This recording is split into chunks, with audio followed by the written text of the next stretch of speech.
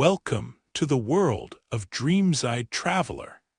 Here, beneath the soothing sound of gentle rain, we journey through time and space, uncovering the mysteries of the past and diving into the most captivating pages of human history. This place is created for those who love exploring the world in the quiet of evening, for those who value peace while yearning to discover something new before sleep. If you enjoy what you're hearing, please give this video a like. It helps other people find our stories. Help us reach our first 1,000 subscribers in our club of nighttime history lovers.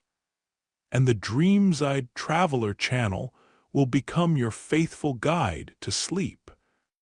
We're constantly adding new stories for your peaceful evenings. And if you have ideas about which historical topics interest you, or simply want to share your thoughts, leave comments below the video. I'm genuinely curious to know what inspires you. Now close your eyes. Feel this gentle rain outside your window. Allow yourself to relax. Our journey begins right now. You know that feeling when you open an old, mysterious box in the attic, covered in layers of dust and time, your heart pounding because you have no idea what's inside. Now imagine that box is not just a box, but an entire tomb, and the secrets inside have waited for thousands of years. The torchlight flickers over painted walls, golden masks, and linen-wrapped figures who once ruled the greatest empire on earth. But behind every jewel and hieroglyph, there's a question buzzing like a mosquito in the darkness. What were these people really like? What did they hide beneath the glamour and the gold? And could it be that the very thing that made them powerful also doomed them, one by one, to sickness, sorrow, and sometimes even madness? Let's lean in close, because this story doesn't start with the Grand Pyramid of Giza or the Valley of the Kings. It starts somewhere deeper, somewhere between bone and blood, in a place that neither priests nor pharaohs could control. It starts with DNA, the invisible code winding through every cell, passing secrets from mother to daughter, from king to prince, over centuries. DNA is stubborn. It does not care about titles or thrones. And in Egypt, where kings were expected to marry their sisters and keep the bloodline pure, DNA quietly kept score, generation after generation. But how do you begin to unlock the hidden truths of a world that lived and died before microscopes, before even the idea of germs? For hundreds of years, the mummies themselves seemed almost like magic, their faces frozen in time, their skin stretched tight over ancient bones. Travelers brought them home as souvenirs. Doctors ground their remains into powder for medicine. Artists crushed their wrappings for brown paint. And yet the secrets, the real secrets, stayed locked inside. No one knew what those bodies had seen, what they had suffered. The Egyptians were brilliant at hiding things, at making the ugly seem divine. But time, as always, finds a way. And it was not a god or a pharaoh who first cracked the code, but a scientist with a steady hand and a mind trained to see the world in molecules and base pairs, not just myths. Imagine a small, white lab somewhere in Europe. It is late at night, long after most people have gone home. Under a microscope, a tooth, yellow and ancient, is being ground down to dust. The room smells faintly of alcohol and old books. Outside, the world scrolls on, unaware. Inside, a new age of archaeology is quietly being born. Let's pause here for a second. Have you ever wondered, truly wondered, how many secrets lie hidden in the things we throw away? An old tooth, a splinter of bone, a single strand of hair. For most of human history, these were just leftovers, reminders of death. But to modern scientists, they're treasure chests. With the right tools, you can read a life story in a molecule, hear the echo of a disease, a heartbreak, even a forbidden love that changed the fate of a dynasty. The story of DNA and the Pharaohs is a story of obsession, of rivalry, and sometimes of very bad decisions. Let's go back a few centuries to the golden age of Egyptology. Imagine the 19th century, steamships and dusty expeditions, the feverish hunt for lost tombs. Everyone wanted a piece of Egypt. Mummies became a kind of currency. In London, people held unwrapping parties, where they gathered in candlelit parlors to peel the bandages from ancient corpses, laughing and gasping at the treasures inside. It was gruesome, a little obscene, and yet it fed a curiosity that would one day, much later, fuel something more. A hunger to really know these people, not just as legends, but as living, breathing humans with flaws and fears. Fast forward to the modern era, and that curiosity has become something sharper, more precise. With gloves, masks, and sterile tools, today's scientists enter tombs not to steal or destroy, but to listen. They take tiny samples, fragments no bigger than a lentil. They whisper apologies to the dead, promising to treat every scrap of tissue with respect. Then, in clean, humming laboratories, they coax out the DNA, strand by fragile strand. Sometimes the molecules are too damaged. Sometimes the ancient code is more stubborn than any curse. But every now and then, a sequence emerges. And with it, a voice from the past begins to speak. But let's pull back the curtain even more. Egypt's royal families were obsessed with eternity. They built monuments that could be seen from space, filled their tombs with treasures, wrote prayers on every surface. But what they could not escape, what no one can escape, is the truth of biology. In their quest to keep power in the family, to make sure the gods looked down and saw a pure line, the pharaohs often married within their own blood. Brother to sister, uncle to niece. The logic was simple. Only someone of royal blood could be trusted to share the throne. But DNA has its own rules. And over time, the mistakes of one generation became the burdens of the next. Let's make this real. Picture the young Tutankhamun, yes, the famous boy king whose golden mask is the face of Egypt itself. For centuries, he was a symbol of wealth and power. But when his body was finally unwrapped and studied, scientists found something unexpected. A list of physical problems that made his life a constant struggle. Clubfoot, malaria, bone disease, and most strikingly, a family tree twisted into knots by generations of royal inbreeding. His mother was also his father's sister. His grandparents were probably siblings too. In the eyes of the gods, this made him perfect. In the eyes of his own genes, it spelled disaster. But Tutankhamun is just the beginning.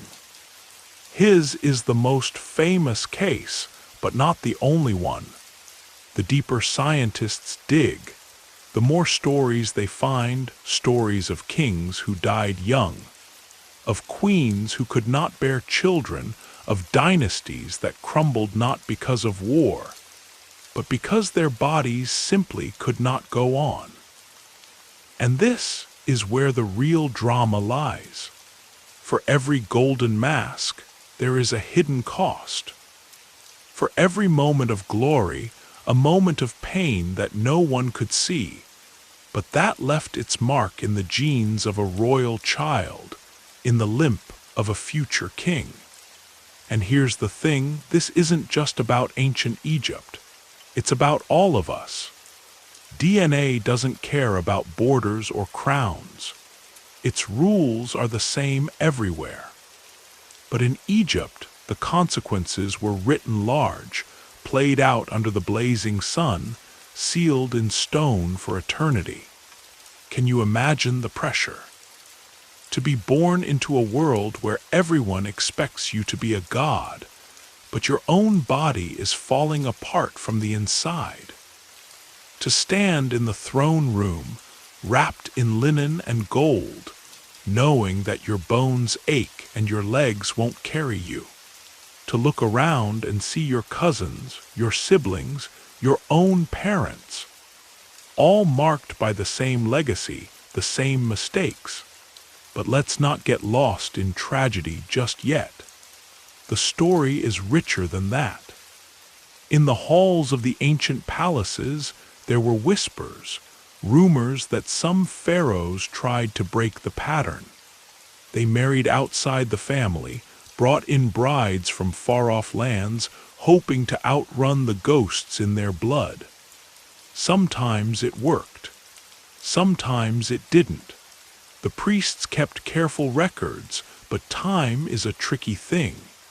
In some tombs, the hieroglyphs are scratched out, the faces of certain queens chiseled away, as if the past itself was trying to rewrite the story, to erase the evidence of shame.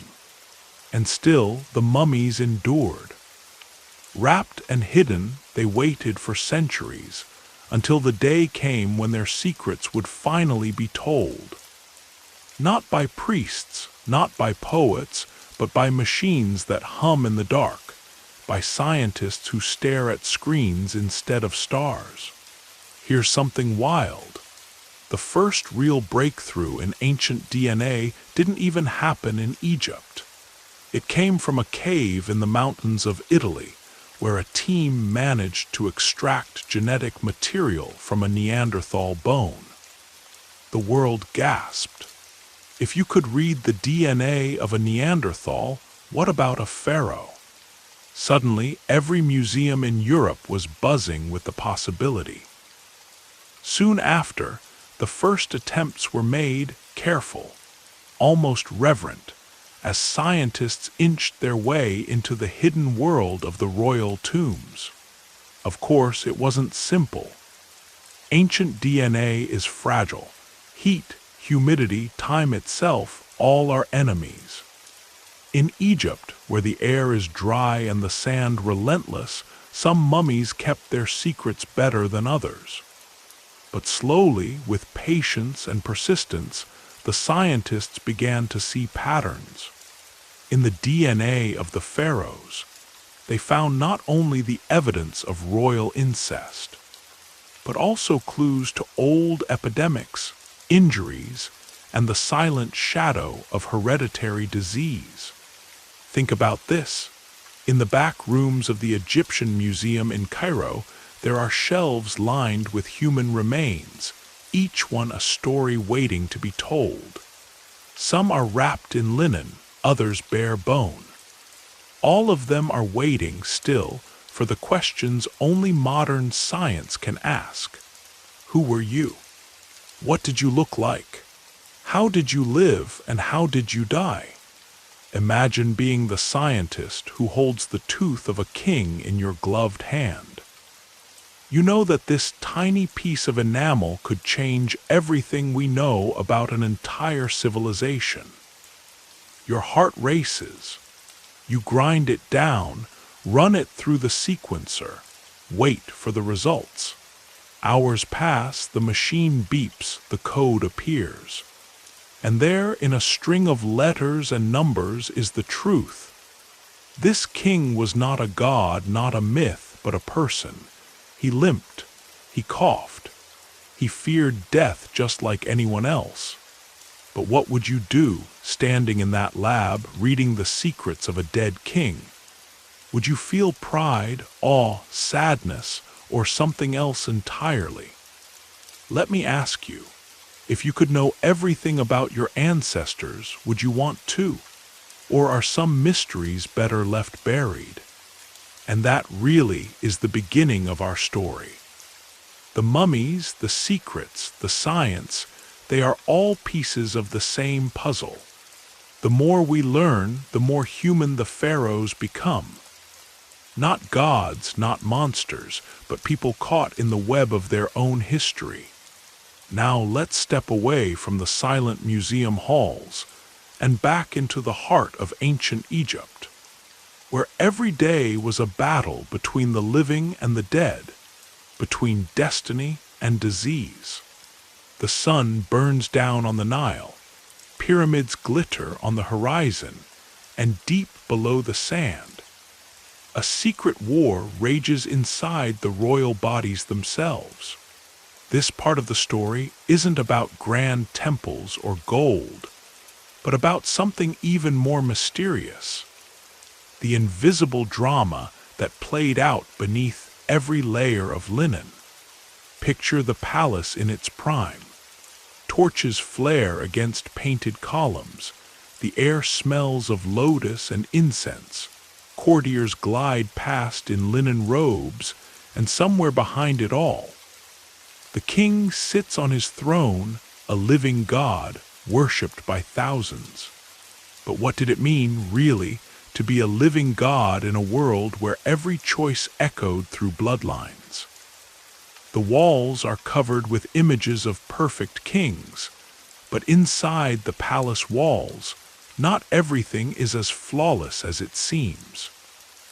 Behind every blessing, there was a cost, and sometimes that cost was paid in secret, behind closed doors, in the sick rooms where the air smelled of fear and old wounds. Imagine you're one of those royal physicians. Your patient is the future of Egypt, a boy whose skin is pale, whose bones ache when the river floods, whose breath comes short after every walk through the gardens. You're not just treating a child, you're trying to preserve a dynasty. The queen, his mother and also his aunt, stands nearby, her face a mask of worry. You whisper prayers to the gods, but deep down you know, there are some things even ISIS cannot heal. No one talks about it openly. At court, people gossip in whispers. Why did that prince die so young? Why can the princess not bear children? Is the pharaoh's limp a sign from the gods, or is it something more earthly, something in the blood itself? Every family has secrets. But here the secrets are woven into the family tree, growing thicker with every generation. Centuries later, when the mummies are finally unwrapped, the truth comes crawling out with the dust. Scientists lean over X-rays, their faces pale in the glow of the screens. They see bones fused in strange ways, spines bent like sickle reeds, skulls shaped by unseen forces. They see the legacy of power, and the price paid for it. And then comes the great leap forward. It's the moment when DNA, the ancient script of life, is finally read aloud. The letters line up on computer screens, and the scientists' hearts beat faster. The code is like a confession. It reveals what the priests could only suspect, what the royal doctors could only fear. In the DNA of Tutankhamun, the famous boy king, they find clear evidence of incest. Both parents carry the same genetic markers. Both are children of the same father. They find more than that. There are signs of malaria, a cleft palate, a deformed foot, and a clubbed left leg. The child who wore the golden mask, who was buried with thousands of treasures, walked with a cane and suffered from pain nearly every day of his short life. But here's the thing, pain was not just physical. Imagine growing up in a world where your every move is watched by priests, where every weakness is seen as a sign of cosmic imbalance, where your own body becomes a battlefield for your family's ambition. The palace is crowded with relatives, uncles who are also brothers, aunts who are also mothers. The line between kin and stranger is blurred, and with every new generation, the risks grow higher. Let's pause here for a moment. Have you ever wondered how far you would go for power? Would you risk your health, your future children, even your own happiness to sit on a throne to be worshipped as a god? This isn't just a question for the pharaohs, it's a question for all of us. History is full of people who made impossible choices, who traded one kind of pain for another. Would you do the same? Or would you try to break free? But the story doesn't end with Tutankhamun. In the centuries before and after him, other kings and queens suffered in silence. The famous Akhenaten, the heretic king who changed Egypt's religion and art forever, is shown in statues with a long, narrow face, wide hips, and a strangely feminine body. For years, people wondered, was this a new style, a secret message, or the mark of a disease?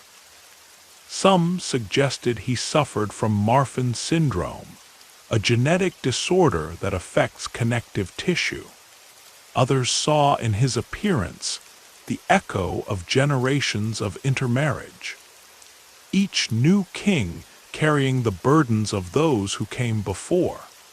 It wasn't only the men who paid the price. Royal women, too, faced enormous risks.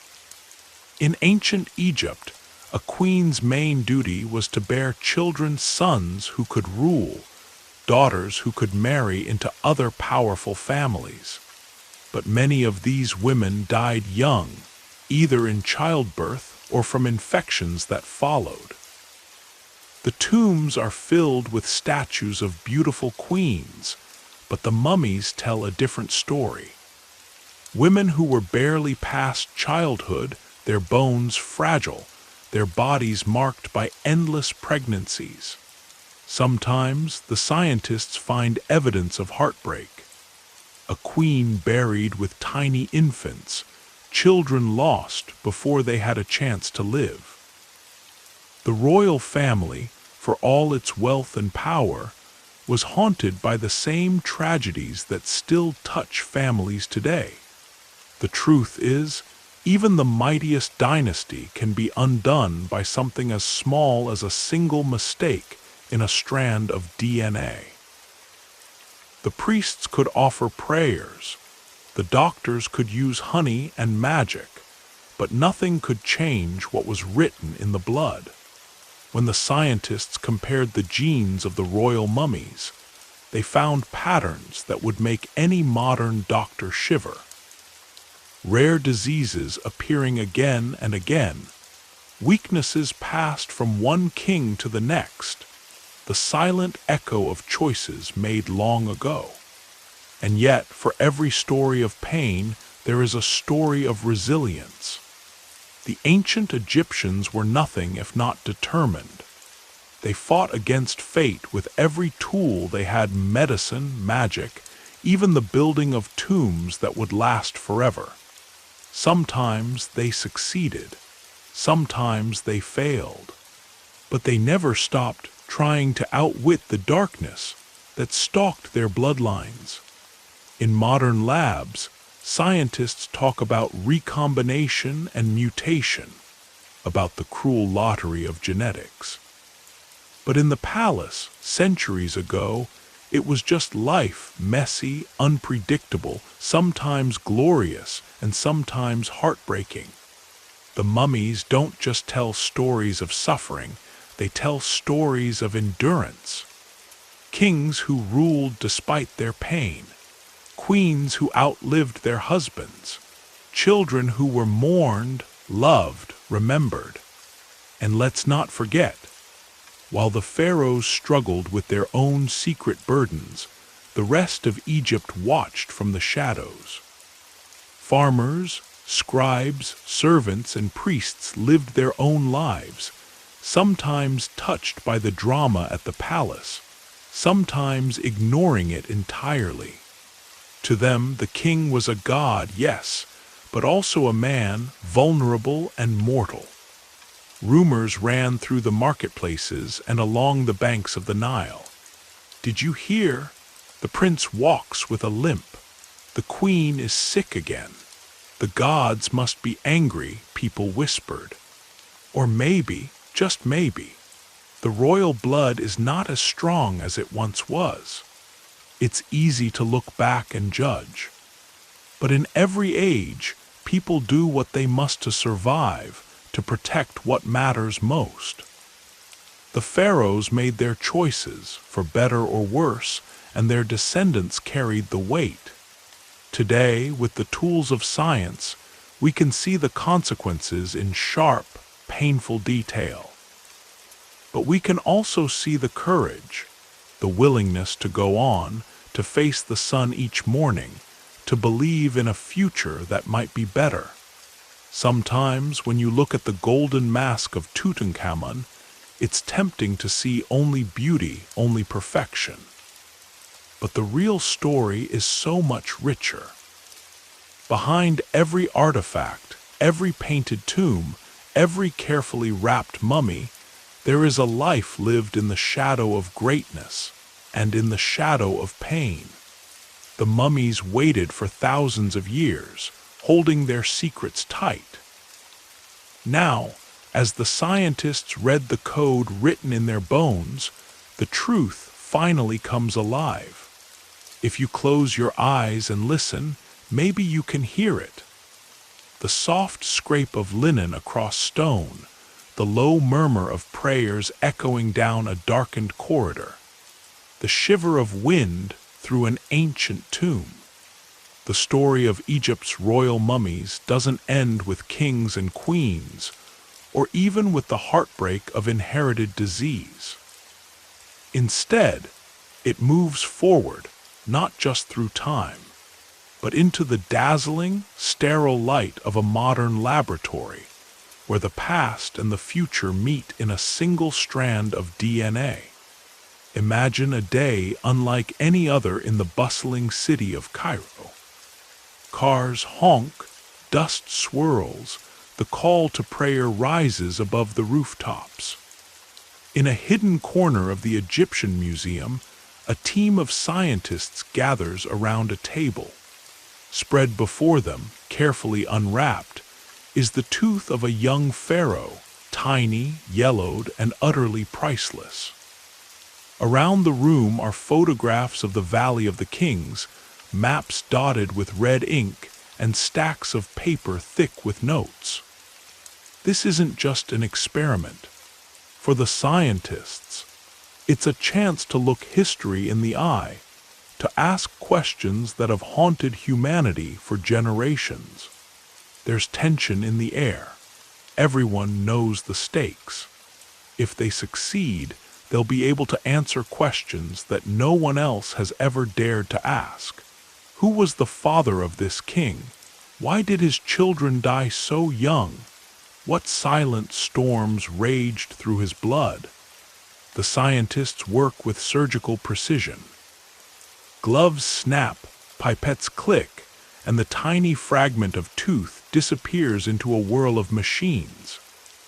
The hours pass slowly, marked only by the soft hum of technology and the deep, almost religious silence that settles over the room.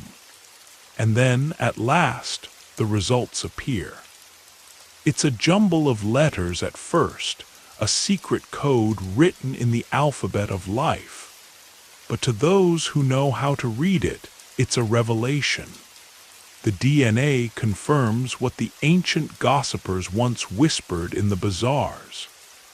The pharaoh was not just the son of a king, but the child of a brother and a sister.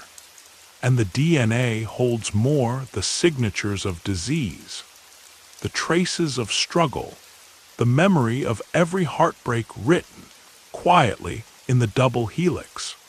Now the room is alive with excitement and a little fear. This is knowledge that changes everything. The scientists huddle over their screens, tracing family trees, mapping genetic mutations, watching as the great web of Egypt's past lights up with connections and warning signs. Each new discovery is a shock, a glimpse into lives that ended too soon, into dreams that flickered out before they could truly begin. It's almost impossible not to feel a sense of awe and a sense of sadness too. The pharaohs were not just victims of their ambition, but of the very blood that made them powerful. But as they work, the scientists realize something else, something beautiful. DNA is not just a record of pain, but a story of survival. For every broken bone or hidden syndrome, there is a testament to endurance. Some pharaohs ruled for decades, against all odds. Some queens gave birth to healthy children, despite the risks.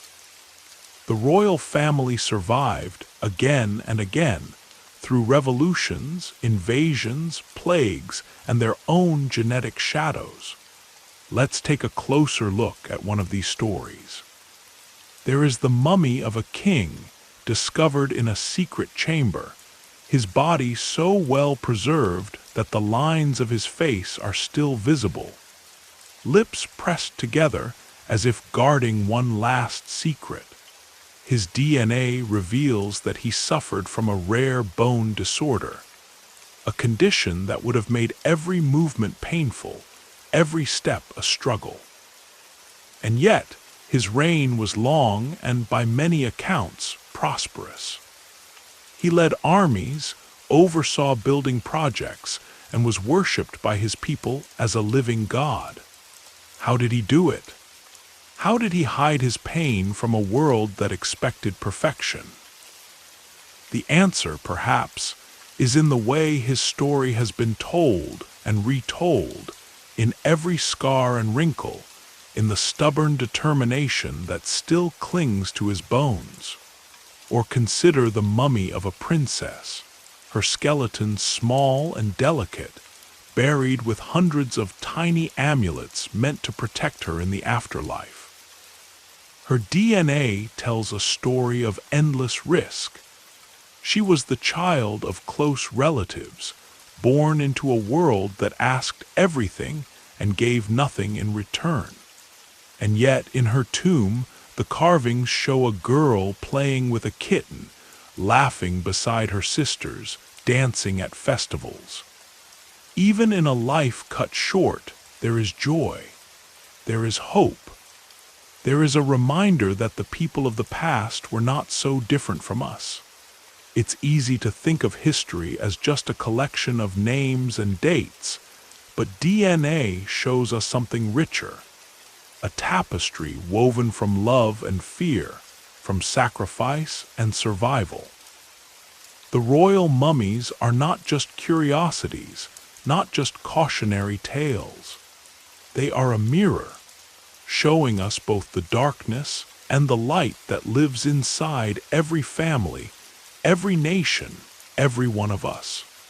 By now, the news has spread beyond the walls of the museum. Headlines flash across the world.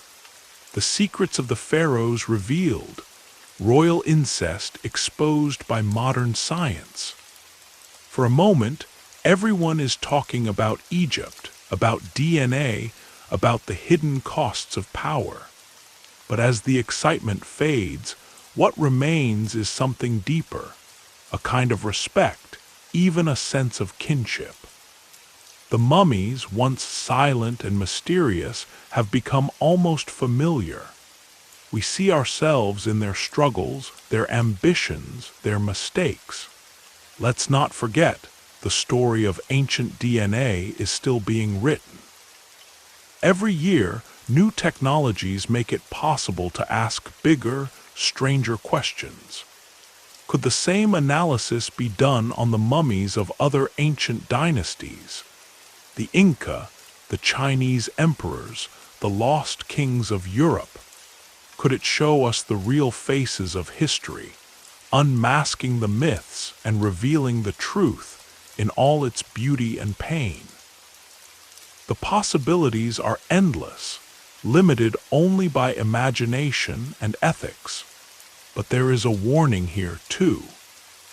As scientists dig deeper, they are forced to ask themselves, how much should we reveal? Do the dead deserve privacy? Is there a line between curiosity and respect, between discovery and disturbance? These questions haunt every expedition, every late-night session in the lab. Sometimes the answers are easy, sometimes not at all. As for the mummies, they rest quietly in their glass cases, watched by millions, studied by thousands. Their secrets have not all been revealed, and maybe they never will. But thanks to the stubborn curiosity of a few, and the power of science to look beyond the surface, the ancient kings and queens of Egypt are no longer just figures in a textbook. They are living stories, woven into the fabric of our shared humanity. Maybe that is the real lesson of the Pharaohs' DNA. That greatness comes with a cost, that every choice echoes through time, that even the most powerful are at the mercy of forces they cannot see. And that, in the end, the secrets that lie beneath the wrappings are not so different from our own. So next time you see a photograph of Tutankhamun's mask, or walk past the mummies in a museum, take a moment. Remember the people they were: hopeful, flawed, brave, afraid. Remember that every family has its shadows, every life its mysteries. And if you could ask them one question, what would it be?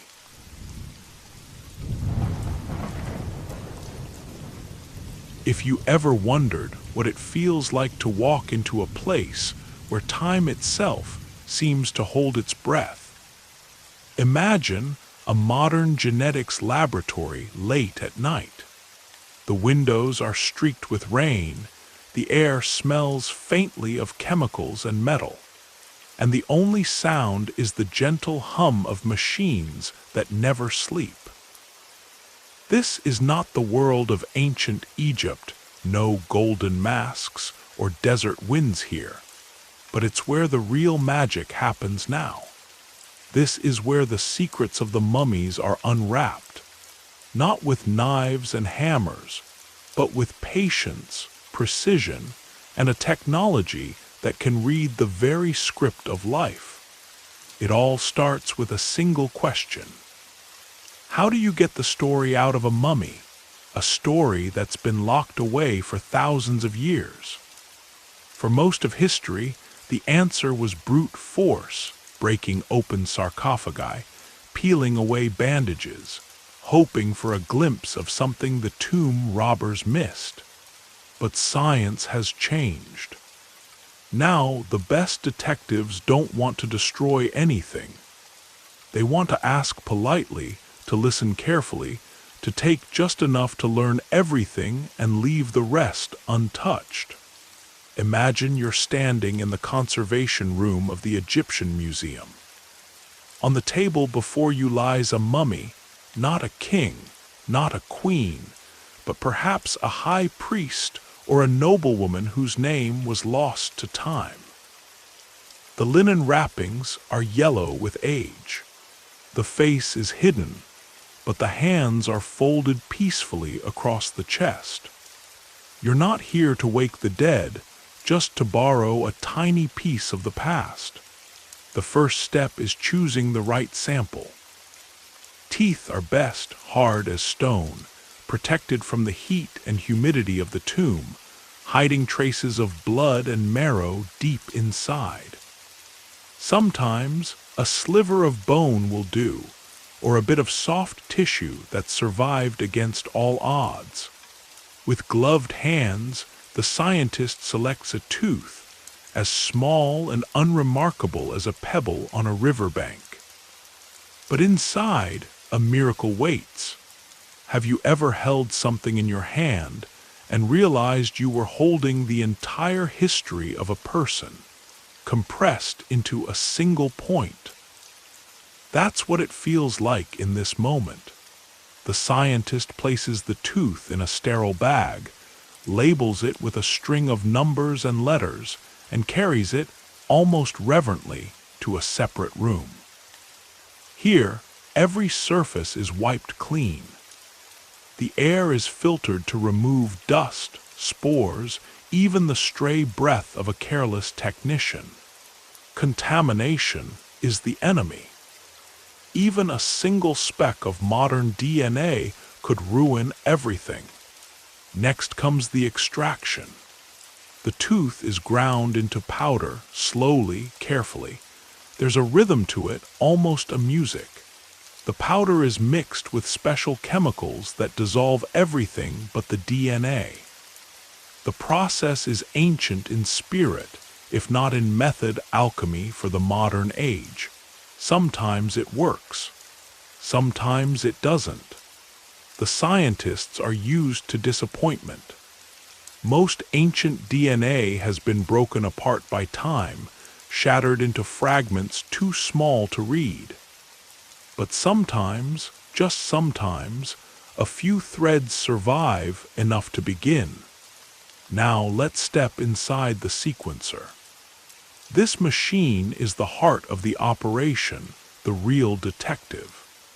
It takes the raw DNA and starts to piece it back together, reading each fragment, lining them up like a puzzle with a million missing pieces. The process can take hours, sometimes days. The machine is unforgiving, humming along, demanding patience. The scientists check the readouts, adjust the chemicals, whisper encouragement to the stubborn code. There is a sense of hope and anxiety, like waiting for exam results that could change everything. The first breakthroughs were clumsy.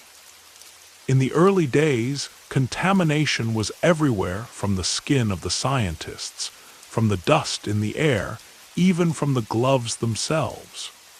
For years, people doubted it could be done at all. The DNA seemed too fragile, too damaged by time and heat and humidity. But little by little, the methods improved. Scientists learned to work in sealed rooms, to use ultraviolet light to kill stray microbes, to double and triple check every sample. They wore white suits, masks, even hairnets. Sometimes they even worked in the middle of the night, when the lab was quietest and the risks lowest. There's a story, famous in genetic circles, about a researcher who spent months trying to extract DNA from the mummy of a woman buried more than 3,000 years ago. Nothing worked. Every sample came back blank, or worse, full of modern contamination. The frustration was immense, but the scientist refused to give up. She changed her approach, choosing a smaller, older tooth from deeper inside the jaw, where the heat of the desert could not reach. That time it worked. When the results came in, the entire lab stopped to listen. For the first time, the ancient woman spoke, not with her voice, but with her genes. She carried markers for diseases no one had seen in centuries. She was related, distantly, to a noble family still living in the Nile Delta today. But it isn't just about getting DNA out of the past. It's about making sense of what you find. Ancient DNA is always incomplete, broken into pieces by thousands of years of heat, humidity, and chemical decay. Modern scientists use a process called sequencing, a kind of molecular detective work. They compare the ancient fragments to a library of modern genomes, looking for matches, filling in the gaps, building a picture from 1,000 tiny clues. It's a bit like reconstructing a masterpiece, painting from a handful of colored dust. You know there's a face, a story, a secret, but you have to guess at the missing parts to test each theory, to start over when the picture blurs. It can take weeks or months for a single genome to be read and understood. Some scientists spend their entire careers working on just a few dozen ancient samples. But when it works, when the last fragment snaps into place, the feeling is electric. Suddenly, you're face to face with someone who lived and breathed thousands of years ago. You can see what diseases they carried, who their parents were, even, sometimes, the color of their eyes or the curl of their hair. Let's pause for a second. If you could see into the past, not just with your eyes, but with your genes, what would you want to know? Would you want to discover the truth, even if it meant rewriting everything you thought you understood about history, about family, about yourself? Or would you rather let some mysteries remain, tucked away in the linen wrappings of the dead? These are not easy questions. For the scientists in the lab, every discovery is a balance between curiosity and caution, between the desire to know and the need to respect. They know that each mummy is not just an artifact, but a person. They treat every sample as a gift, a trust given by history itself. Sometimes the discoveries are joyful. Scientists have identified lost children, reunited mothers and sons across the centuries, found evidence of distant cousins who once ruled together and then drifted apart. Other times, the truth is painful. DNA has uncovered betrayals, murders, secret dynasties wiped out by disease.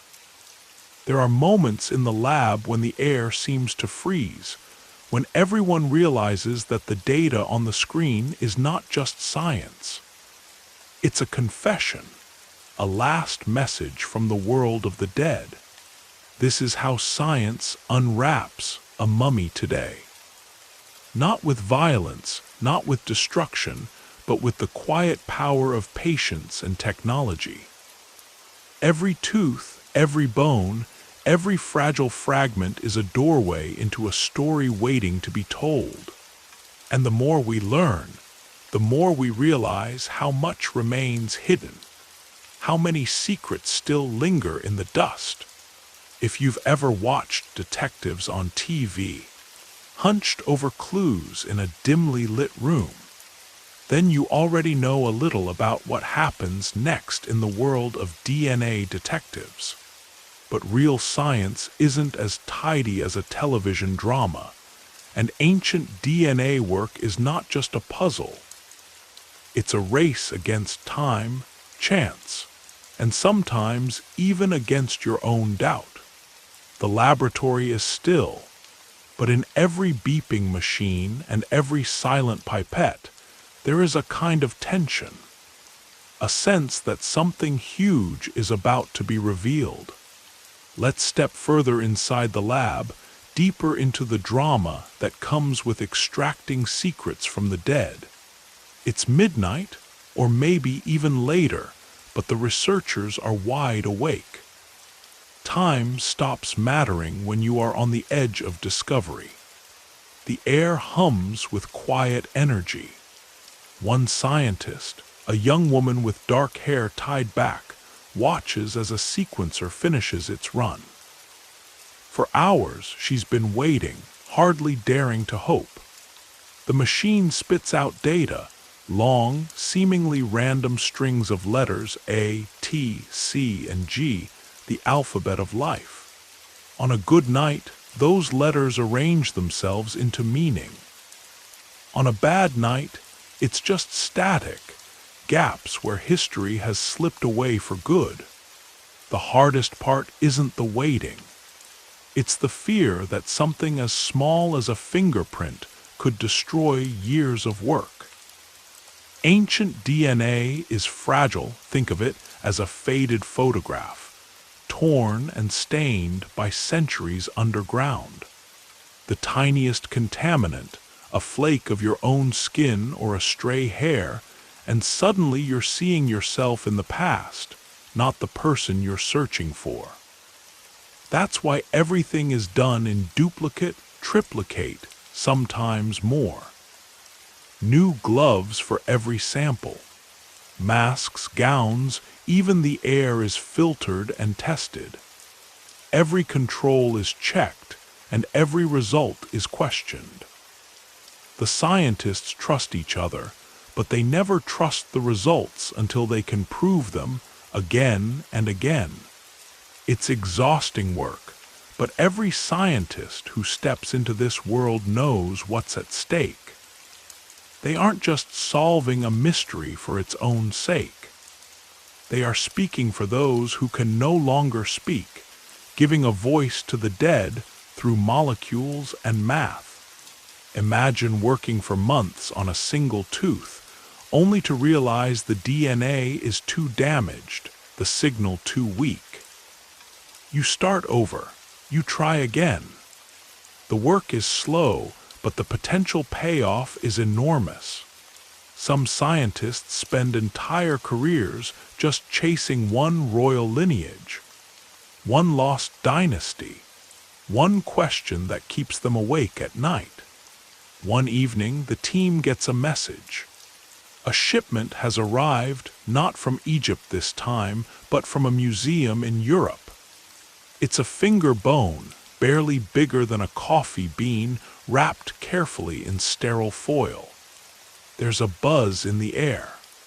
This could be it, a piece from a mummy thought to be lost, a key to an unsolved puzzle.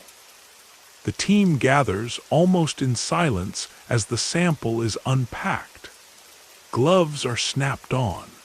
The bone is weighed, measured, dusted gently.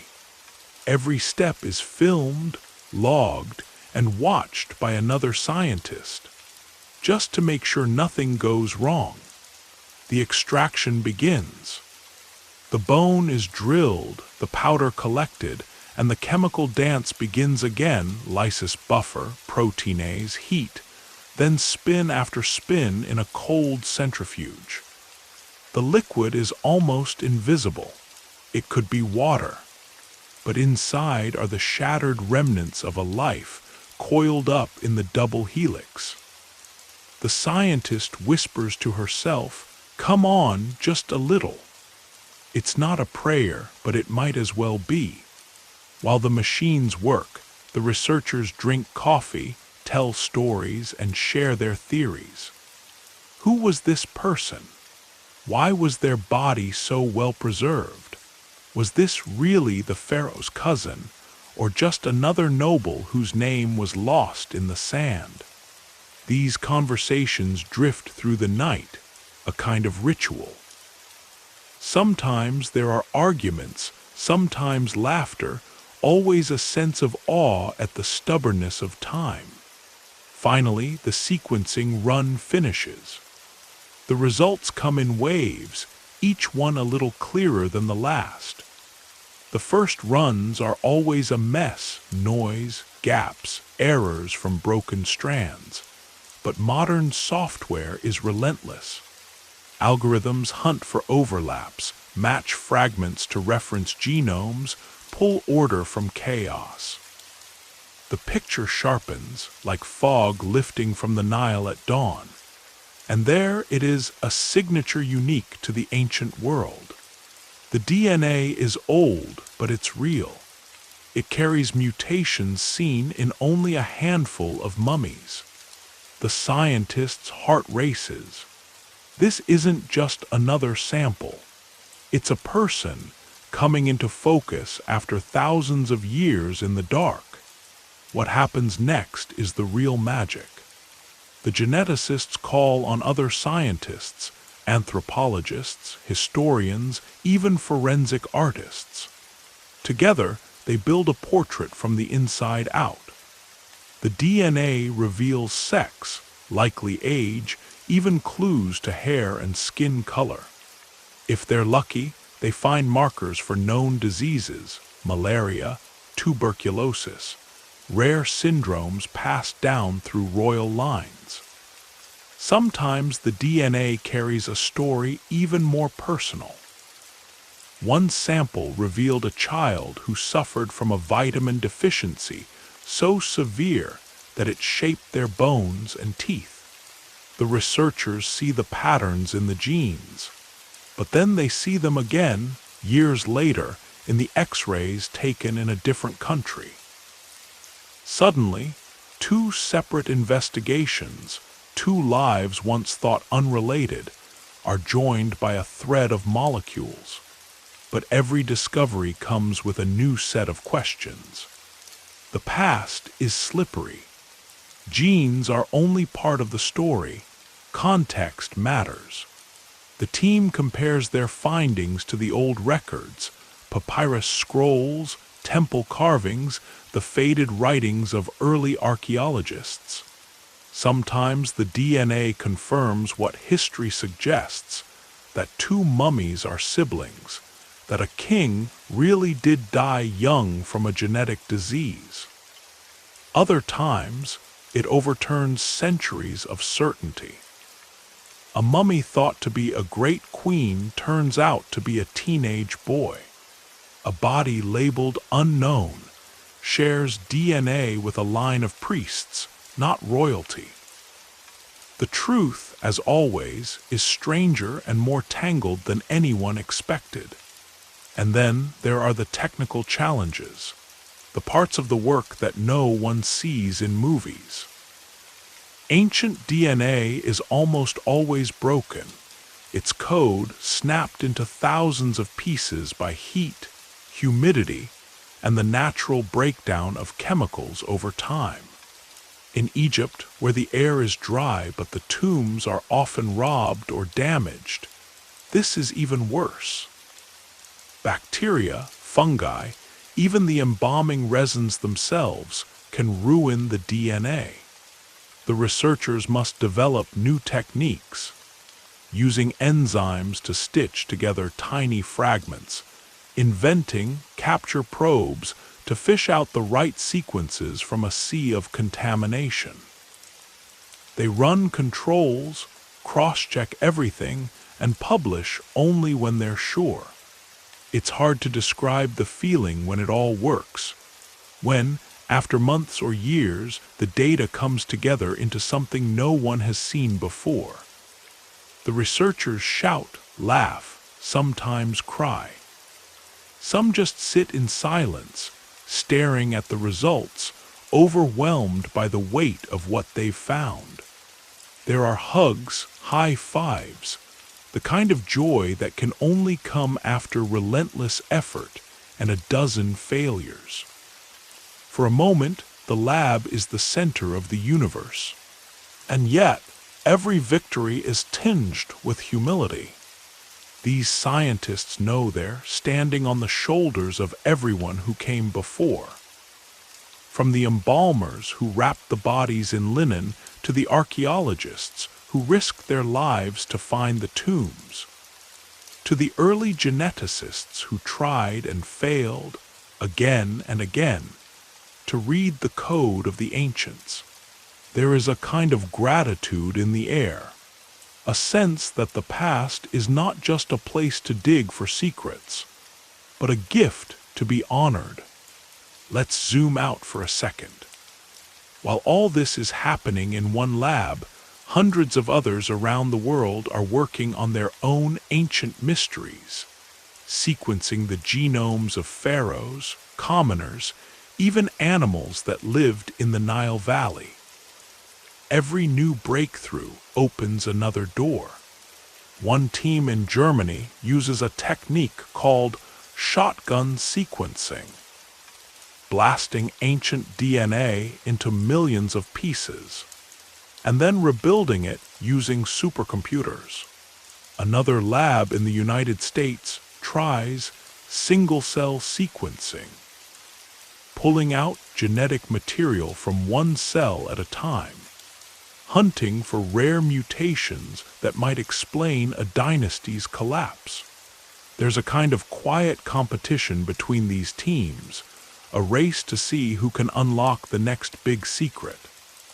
But more often, there is collaboration, sharing samples, swapping data, helping each other solve the biggest puzzles. The field is young, but the stakes are huge. Every new method, every technical advance, brings us closer to understanding not just the lives of ancient Egyptians, but the very nature of life and death. But here's where the story takes a turn. For all their progress, the scientists know they are only scratching the surface. The technology is powerful, but it's not magic. There are limits. Some mummies are too damaged. Some tombs are lost or their contents destroyed by time or looters. Some DNA is simply gone forever. The researchers talk about this with a kind of philosophical calm. You do what you can, you honor what survives, and you never stop trying. The work is also full of ethical questions. How much should we study the dead? Does every mummy deserve to be sampled, or are some better left in peace? Who owns the secrets of the past? The scientists, the museums, or the descendants who still live in the Nile Valley? These questions are debated late into the night, over coffee and sometimes tears. Most scientists agree, respect matters. Every sample is a life, every discovery a responsibility. Now let's bring this story home. Late at night, as the lab quiets and the city outside falls asleep, one scientist leans back in her chair, exhausted but happy. On her screen, a new genome glows, a portrait built from fragments and hope.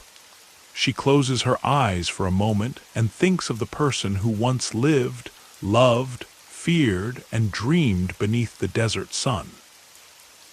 The work is hard, the risks are real, but the reward, a chance to speak to the past, to bring its people into the light, is worth every sleepless night.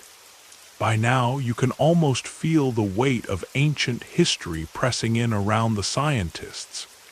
Not just the dust and the bones, but the responsibility, the thrill, and the fear of what comes next. The story of DNA detectives never stands still. It moves, alive and unpredictable, always chasing the next mystery, the next possible answer to questions nobody else has dared to ask for centuries. Let's open the lab door one more time, but this time, let's look at what happens after the initial breakthrough. When the raw genetic data has been gathered, sequenced, and checked a dozen times over. Because decoding the DNA of a mummy isn't just about assembling fragments. It's about building a bridge between the past and the present, using every tool science can offer and every insight the heart can bring. Imagine a research group in a university somewhere in Europe, partners on a call with colleagues in Cairo. On the screen, rows of letters and numbers flicker past. A's, T's, C's, G's, billions of them. A living language from a body that once ruled a kingdom. The mood in the room is electric. Someone cracks a joke about how a single typo could make them rewrite a whole paper. But everyone knows this data is as close as you'll ever get to touching the mind of the pharaohs themselves. This is where the real detective work begins. The scientists now use powerful computers, clusters of humming servers, to compare their new sequence to those of modern Egyptians, ancient relatives, and even the genomes of other royal mummies. Every matching segment is a thread in a vast web, and the more threads they find, the clearer the picture becomes. Take the case of a famous mummy believed for decades to be Queen Nefertiti herself. For years, historians argued over her identity, drawing lines on skulls and comparing facial features. But when her DNA was finally sequenced and compared to that of other royal mummies, the results stunned the world. The genetic markers showed not just family ties, but unexpected patterns, links to other ancient populations, hints of distant migrations, and signs that the royal bloodline was more complicated than anyone guessed. The mummy turned out to be related, but not in the way the legends claimed. The truth was both simpler and stranger, and for many historians, it changed how they understood the royal family forever. But these moments aren't just about shocking reveals. Most nights in the lab, the discoveries are smaller, more intimate, like piecing together a family photo from a handful of torn snapshots. Scientists reconstruct the genomes as best they can, then search for patterns, rare diseases, unique traits, or even clues to what people looked like or how they sounded. They find genetic markers for dark skin or light eyes, for curly hair or a particular kind of lactose intolerance. Sometimes, the DNA even shows a tendency to resist malaria. A silent battle that played out in the blood of Egyptians for thousands of years. Every bit of information adds to the story, and the story always leads to more questions. If a pharaoh carried a gene for a deadly disease, how did it affect his reign? Did his subjects know? Did priests try to hide the truth, or did they see it as a sign from the gods? In one famous case, the team discovered that a young royal boy suffered from a rare bone disorder. Historical records, previously dismissed as myth, suddenly made sense. There were mentions of a limping prince, a boy who disappeared from the records, his memory only preserved in the bitter laments of his grieving mother. But the most powerful moments come when DNA reunites families separated by millennia. There is a moment, recorded on video, replayed again and again, where two researchers announce that, after years of searching, they have proven two mummies buried in different tombs were mother and daughter. The team celebrates, but the scientists go quiet. In the silence, there's a kind of awe. They've given back a lost story, healed a wound older than any living person, made a family whole again, if only in memory. Not every answer brings closure. Sometimes, the DNA tells a tale of violence. One mummy, long thought to have died of natural causes, turns out to carry genetic evidence of a sudden, traumatic injury. Another, found in a royal cache, is discovered to be the child of a forbidden union, hidden away to prevent a scandal. The work becomes a kind of archaeology of pain, a way of reading not just the triumphs of the past, but its tragedies, one base pair at a time. Let's not forget the people behind the science. The researchers themselves are dreamers and skeptics, some with a passion for history, others driven by the challenge of the unknown. Many come from families that have lived in Egypt for generations. For them, each breakthrough is personal, a way of connecting to their own roots, honoring ancestors who watched the same Nile, breathed the same desert air. And there are moments of humor, too. One scientist recalls the time a mouse got into the lab, sending everyone scrambling to protect their precious samples. Another tells of a late-night pizza party interrupted by a power outage, forcing the team to sing to keep spirits high while the generators kicked in. These stories, silly as they are, bind the group together. Science, after all, is a human endeavor, and even the grandest discoveries are made one laugh, one mistake, one wild guess at a time. With every new advance, the techniques grow sharper. Researchers use new, next-generation sequencers, able to read millions of fragments at once. They test ways to rebuild damaged DNA using synthetic pieces, and even borrow methods from forensic crime labs to find clues in the tiniest traces left behind.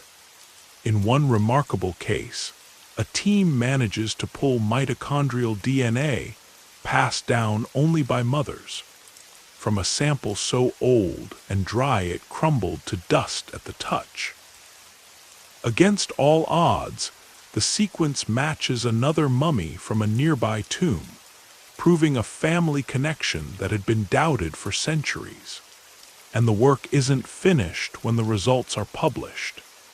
Every breakthrough is peer-reviewed, argued over at conferences, tested and retested by other teams.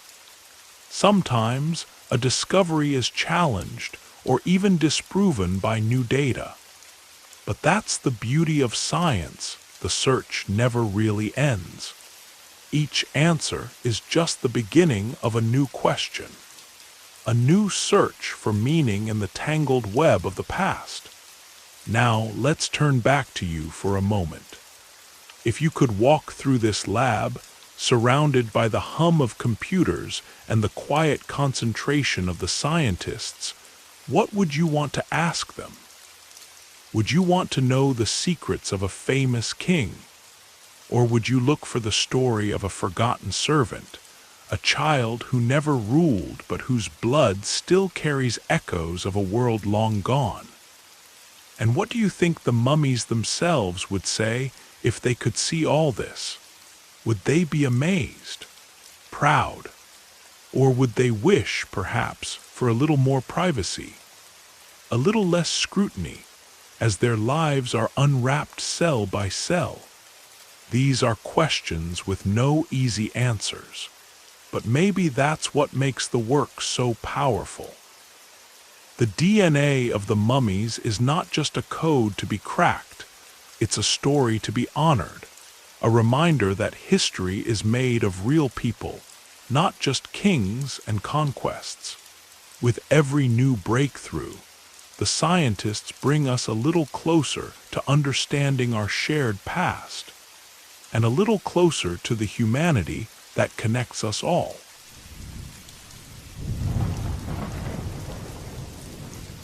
Imagine stepping into a world where bloodlines mattered more than anything, where the fate of an entire civilization hinged on who could claim the purest ancestry, where the river Nile shimmered beneath a sky heavy with prayers and secrets.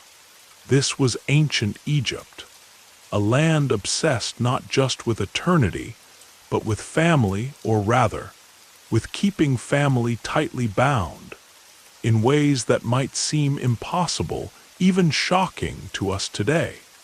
But for the pharaohs, marriage was never just about love. It was about power, legacy, and something even deeper, a belief that the ruler was not simply a king, but a living god. The gods, after all, married their sisters and brothers. Isis and Osiris, the divine mother and father, were siblings first, lovers second. Their love was sung about, painted on tombs, whispered in midnight prayers. For humans to rule in the god's image, it seemed only natural to follow the same path. The pharaoh, it was said, was the son of Ra, chosen to keep Ma'at, the sacred balance of the universe. And to protect that sacred order, the royal blood had to remain untainted, undiluted by outsiders. So it became a rule, a tradition so old that even the priests stopped questioning it. A pharaoh should marry his sister, or sometimes his daughter, just as the gods did in the earliest days. It was not scandalous. It was expected, even celebrated. Royal marriage ceremonies were grand affairs, full of gold, incense, and music. But beneath the surface, they were a ritual meant to keep the divine power locked inside the family. Outsiders, even powerful nobles, were never truly welcomed into the royal line. The closer the blood, the more legitimate the rule. But what did that really mean for those who lived behind the palace walls? For a princess, growing up in the shadow of the throne, it meant that her destiny was not her own. Her future was mapped out before she was born. She would become the bride of her brother, or perhaps her father. The weight of the world would rest on her shoulders, even as the world called her goddess. For a young prince, there was little choice. Even if he longed for someone else, duty came first, and duty was written in the blood. Inside the palace, life became a delicate dance. Rivalries festered in the quiet corners of painted halls. Each child knew their status depended not just on their father's love, but on the purity of their mother's lineage. Mothers became both mentors and competitors, each fighting for her own son or daughter to rise highest. Whispered alliances, silent glances, 1,000 invisible battles shaped every day. The result, as modern genetics now reveals, was a family tree tangled almost beyond recognition. When scientists first mapped out the DNA of the 18th dynasty, they were stunned by how closely related the pharaohs and queens were. Tutankhamun, the boy king whose tomb still takes your breath away, was not just the son of a king and queen. His father was Akhenaten, the heretic king who changed the face of Egyptian religion. His mother, not Nefertiti, as many once believed, but Akhenaten's full sister. The child who was meant to embody perfection was, in truth, a symbol of a dynasty collapsing under the weight of its own traditions. But what was it like, really, to grow up in a world so tightly wound? Imagine a royal banquet, gold platters, sweet wine, the air thick with lotus. In one corner, a young princess glances shyly at her brother, the future king. She knows that soon they will be wed and she will bear his children. The priests call it destiny. The scribes paint it as a gift from the gods. But in the quiet moments, when the music fades and the torches burn low, there must have been doubt. Did they wonder in secret what it would cost? Sometimes the cost was paid in public. There are stories of royal children who died young, of queens who could not carry a child to term, of kings whose bodies betrayed them in youth. The palace was filled with whispers. Was this a curse, a punishment from the gods, or simply the inevitable result of bloodlines twisted too tight? The priests offered prayers. The doctors offered honey and spells. But nothing could change what was already written, silent and invisible in their DNA. It's easy from a distance to judge. But in ancient Egypt, the royal family was the foundation of everything. If the pharaoh was weak, the whole land trembled. If the queen could not produce an heir, the gods themselves might grow angry. Every marriage was a gamble, every child a fragile hope. And for centuries, the system seemed to work. Egypt thrived, grew powerful, built wonders that still defy belief. But as the generations passed, the cracks widened. Genetic diseases crept in, slow but relentless. Scientists today have found evidence of everything from clubfoot to cleft palate, from rare blood disorders to immune deficiencies. Sometimes the signs were subtle, a limp, a stutter, a child who never grew tall. Other times they were devastating. A dynasty wiped out by a plague it could not resist, a line of kings that simply faded away. And yet the tradition never truly vanished. Even in the last great dynasties, royal siblings married, cousins wed, the bloodline curled tighter and tighter. Outsiders watched in fascination, sometimes horror, but the Egyptians saw only destiny. To be royal was to be a part, to live and die for the gods, even when the gods seemed far away. Let's pause here for a moment. If you were born into such a world, what would you choose? Would you follow the path laid out by tradition, even knowing the risks? Or would you rebel, break the rules, and risk angering the gods and your family?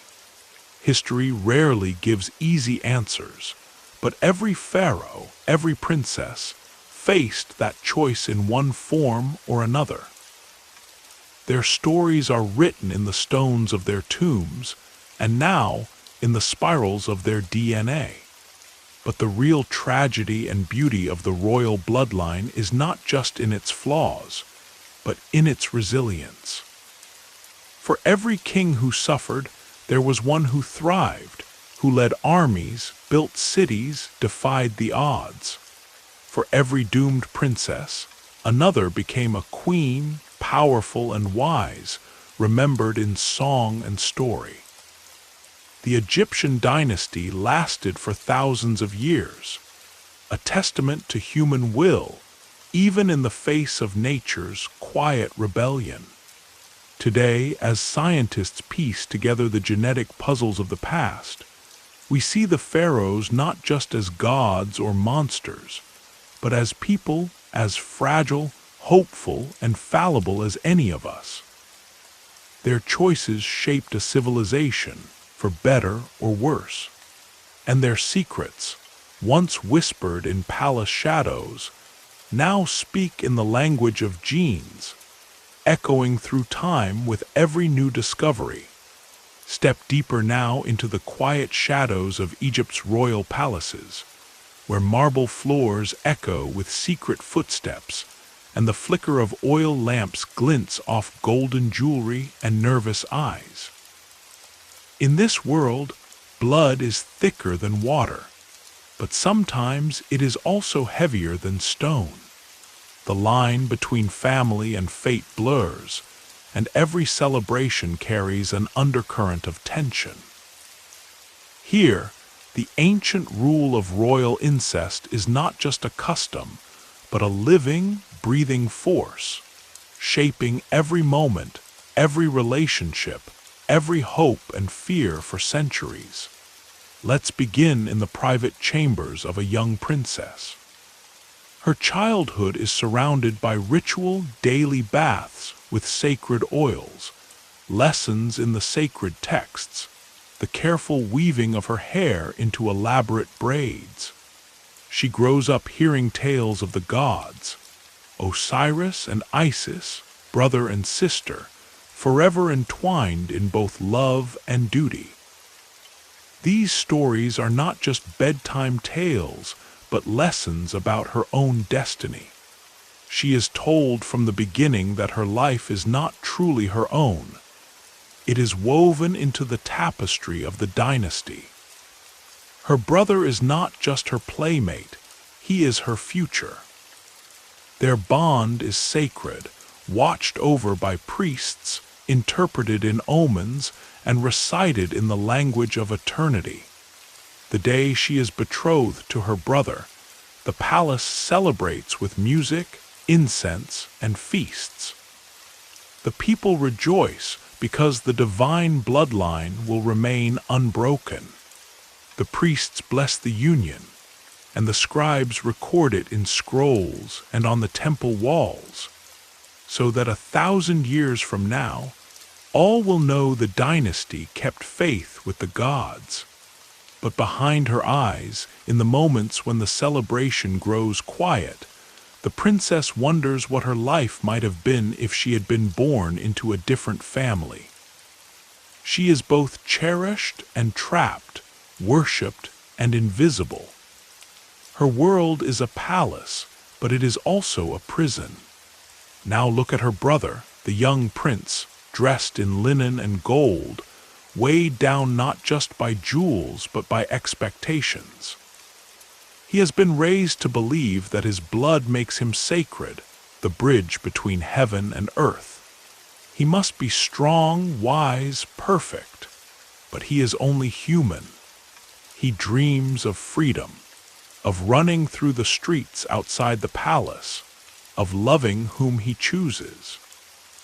Instead, he rehearses sacred rituals and learns how to carry the mask of divinity, even as he feels the walls closing in around him. Inside these walls, every relationship is complicated. Mothers are also aunts, cousins can be uncles, and the family tree twists in on itself with every new marriage. This is not just confusing, it is dangerous. The court is a cauldron of rivalries and ambitions, with every mother hoping her child will become the next ruler. Some will stop at nothing, even betrayal or poison, to tip the balance in their favor. The stakes are higher than life or death, they are cosmic. Every decision echoes with the fear that one misstep could bring down the wrath of the gods, or the anger of the people. As years pass, the effects of these tight bonds become clearer. The dynasty thrives for a while. Strong rulers build cities, expand borders, bring peace and wealth to the Nile Valley. But the price is always waiting. Modern genetics has allowed us to see what ancient Egyptians could only sense, that the royal family was, in fact, slowly closing in on itself, generation by generation. With every brother-sister marriage, the risk of genetic disease doubled. Some children were born healthy, but others were not so lucky. There are mummies of royal children who lived only a few days or weeks, never named, buried quietly inside chambers. There are queens whose bones show signs of repeated pregnancies and losses, their bodies marked by endless cycles of hope and heartbreak. Some kings lived to old age, defying the odds, but others died young, leaving the throne to children too weak to rule or survive. in some dynasties, a single genetic disorder, invisible but deadly, traveled silently from one generation to the next, hiding in plain sight, destroying the very line it was meant to protect. Let's pause for a breath and imagine one of those nights when the palace is silent. The king lies awake, listening to the distant cry of jackals in the desert, wondering if his own sons will outlive him. He remembers the faces of his ancestors, some strong, some twisted by pain or disease, and feels the weight of tradition pressing on his chest. Does he regret the choices made for him, or does he still believe in the power of the gods and the purity of the bloodline? We cannot know for certain, but the evidence in their bones and their stories suggest a mix of pride, fear, and resignation. The world outside the palace moves on. Farmers bring in the wheat, priests lead prayers, artisans carve new statues for the temples. Most people never see the royal family except from a distance, during grand processions or religious festivals. To the common folk, the pharaoh is both a mystery and a beacon. Their well-being depends on his health, their hopes tied to his fortune. Rumors swirl in the markets and taverns. Why did the last prince die so young? Why does the queen stay hidden? Is the new child strong, or has the curse returned? Sometimes the palace tries to break the cycle. There are rare moments when a pharaoh chooses a wife from outside the royal line, a noblewoman from a powerful family, or even, in the rarest cases, a foreign princess. These unions are celebrated and feared in equal measure. They bring new blood, new alliances, but also new dangers. The priests warn that the gods might not approve, that the sacred order could be upset. Sometimes these outsider queens become beloved. Other times they are blamed for every misfortune that follows. One of the most famous attempts to change tradition was under Pharaoh Akhenaten. Known as the heretic king, he turned Egypt upside down not just in religion, but in family too. He kept the practice of royal incest, marrying his daughters as well as his principal wife, but he also encouraged new ways of thinking about the divine. His reign ended in chaos, but his story remains a warning and a lesson. Even gods cannot escape the consequences of their choices. Modern geneticists, peering through microscopes and decoding the spirals of ancient DNA, have uncovered stories more dramatic than any myth. They have found evidence that Tutankhamun, the boy king, suffered from multiple genetic disorders likely caused by generations of inbreeding. His clubfoot, cleft palate, and fragile bones were not curses from angry gods, but the results of choices made long before he was born. He ruled only a few years, but his body tells the story of a family fighting against itself. For survival, for glory, for a place in eternity. And yet, even in these tragedies, there is resilience. The Egyptian royal line did not simply collapse under its own weight. For centuries, it adapted, innovated, borrowed ideas and blood from its neighbors. Some lines faded, but others thrived. The dream of a perfect, unbroken lineage was never truly possible. But the persistence of the dynasty itself is a testament to the strength of its people and the flexibility of tradition. Let's imagine, just for a moment, what it would feel like to live in that world. Would you envy the pharaohs with their palaces and gold, their divine status? Or would you pity them, trapped by rules they could not change, by bodies that sometimes betrayed them? History is full of such questions, and each answer tells us something about ourselves. Maybe the lesson is not to idolize the past or judge it harshly, but to understand that every family, every tradition, carries both blessings and burdens. Now let's turn the lens on the present. Today, science has the power to illuminate what once was hidden, to read the secrets of the past in ways the ancients could never have imagined. But the stories of Egypt's royal bloodline are more than cautionary tales.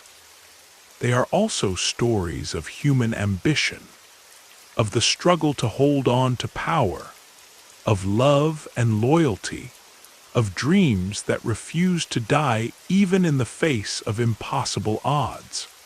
So next time you see the golden mask of Tutankhamun or the painted face of a queen in a museum, pause for a moment.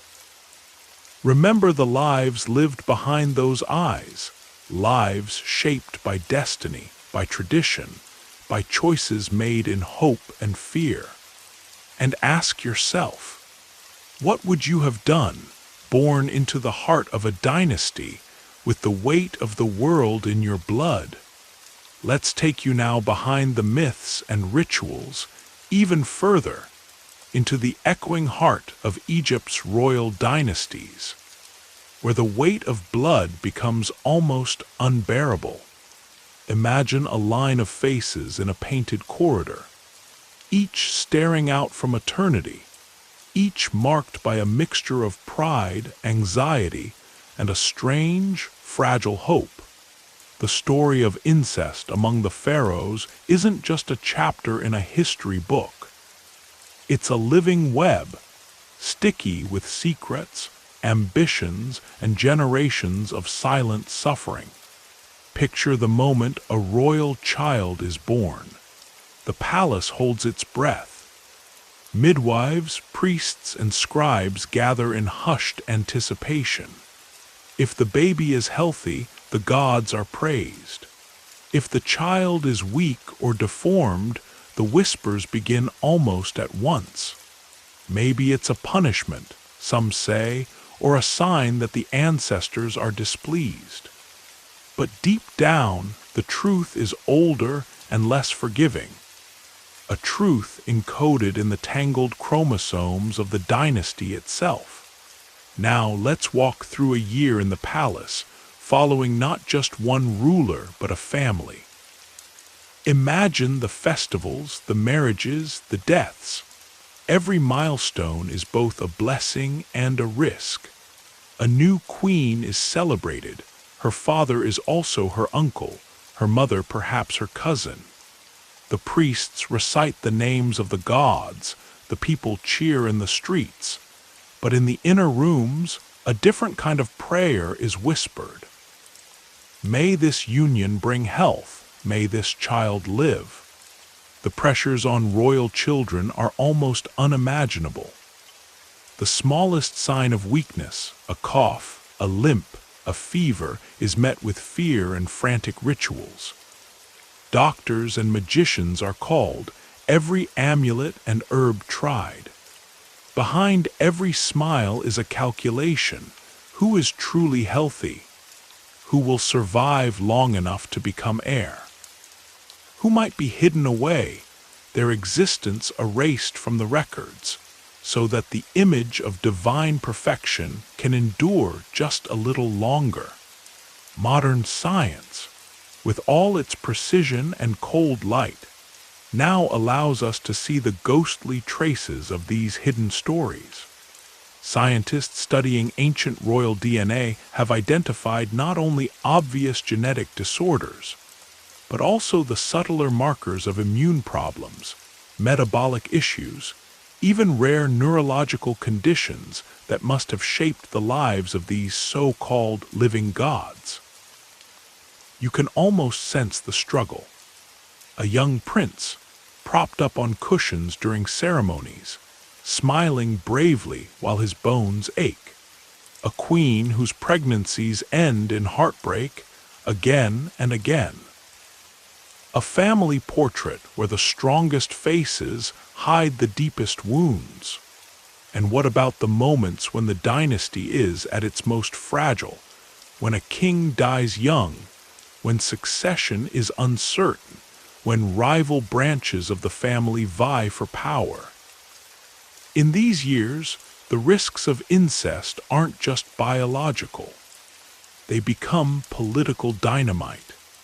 Rumors of illegitimacy or hidden weakness can topple a line, plunge the nation into chaos. Sometimes, the pressure to maintain the bloodline leads to even more desperate unions. A new king might marry his half-sister and his niece, hoping to produce an heir who is more royal than the rest. But for every tragedy, there are stories of resilience, cunning, and survival. The Pharaohs were not simply passive victims of their own traditions. Some, aware of the risks, quietly sought lovers or wives outside the core family, especially in later dynasties. Foreign princesses from Nubia, Mitanni, or even the distant Hittite lands were brought into the fold, their marriages celebrated in public, but often causing friction in private. These unions introduced new blood and sometimes new tensions. Priests and courtiers worried about foreign influence, while the ordinary people gossiped about the true lineage of the next heir. Even the gods themselves were sometimes invoked to bless these changes.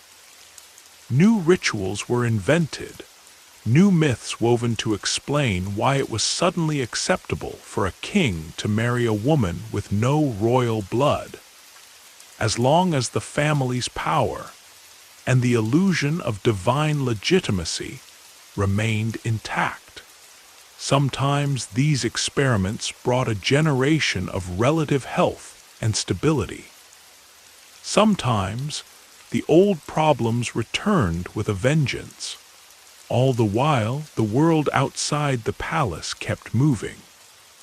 The annual flood, the harvest, the slow pulse of village life went on as always.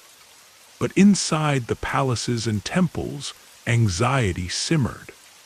The mummies that rest in museums today are not only wrapped in linen, but in centuries of worry, hope, and calculation. Their bones tell stories their tomb paintings tried to conceal. Now let's pull in close to one of the most famous examples, the tragic dynasty of the late 18th dynasty. Here, the entanglements of incest became almost a desperate gamble. Akhenaten, obsessed with religious reform and his own divinity, married his own daughters as well as his principal wife, Nefertiti.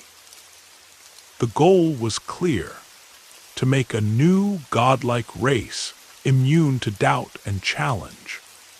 But the result, as seen in the skeletons and DNA of his children, was catastrophic. Recurrent miscarriages, fragile infants, and an empire thrown into crisis when Tutankhamun, born of a brother and sister, beset by genetic disease, died young, leaving no heir. Imagine the private grief of these parents, so often painted as cold or fanatical. Imagine the conversations in those shadowed chambers. Was it fate? Was it punishment? Or was it simply the cost of trying to live forever? For every gold mask in a museum, there is a story of loss that never made it onto the walls. But the history of royal incest in Egypt is not just a cautionary tale. It's also a mirror for us, reflecting how far people will go to protect power and how tradition can become a trap as much as a shelter.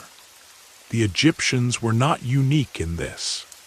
In every corner of the world, royal and noble families have married close relatives to keep wealth and influence intact, from the Habsburgs of Europe to the ancient Inca and beyond.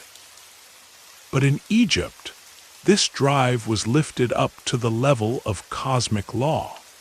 The pharaoh was not just a man, he was the sun, the river, the order of the world itself. To question his lineage was to question the universe, and so the tradition endured, even as its dangers became ever more obvious. Royal artists adapted. Portraits showed strong, healthy bodies, but the reality behind the paint was often very different. Legends grew to explain away deformities. A limp might be seen as a mark of sacred difference, a sickly child as a chosen one, tested by the gods. Scribes and priests worked overtime to maintain the illusion, rewriting history as needed, erasing names, redating births and deaths. In some tombs, the faces of unlucky princes or princesses are literally chipped out of the wall, their memory erased to protect the image of the divine line. Let's pause for a moment to imagine the weight of that silence. The stories never told, the faces never carved, the children buried without names. Behind every triumphant dynasty is a shadow, and Egypt's shadow was deep. But still, the country endured. Through civil wars, invasions, plagues, and famine, the royal line adapted, sometimes bending almost to the breaking point, but never quite snapping. It is this tension between survival and self-destruction, between hope and inevitability, that gives Egypt's story its enduring power. Now, with the help of science, we can read those silent stories. Every fragment of DNA is a time capsule, carrying news of old hopes, old fears, old mistakes. The more we learn, the more we see that ancient Egypt was both more extraordinary and more ordinary than we imagined. The pharaohs were human. Their families loved, lost, hoped, and feared just like any other. They paid a price for their power, one that echoes down the millennia in every gene, every bone, every fragile hope wrapped in linen. So next time you see the solemn face of a mummy, or read about the grandeur of ancient kings, remember what is hidden beneath the gold. A family's dreams and sorrows, bound together by tradition, by love, and sometimes by mistakes that no one dared name. And ask yourself, as the Egyptians surely did, whether immortality is worth the cost of living in a world where blood is the only law.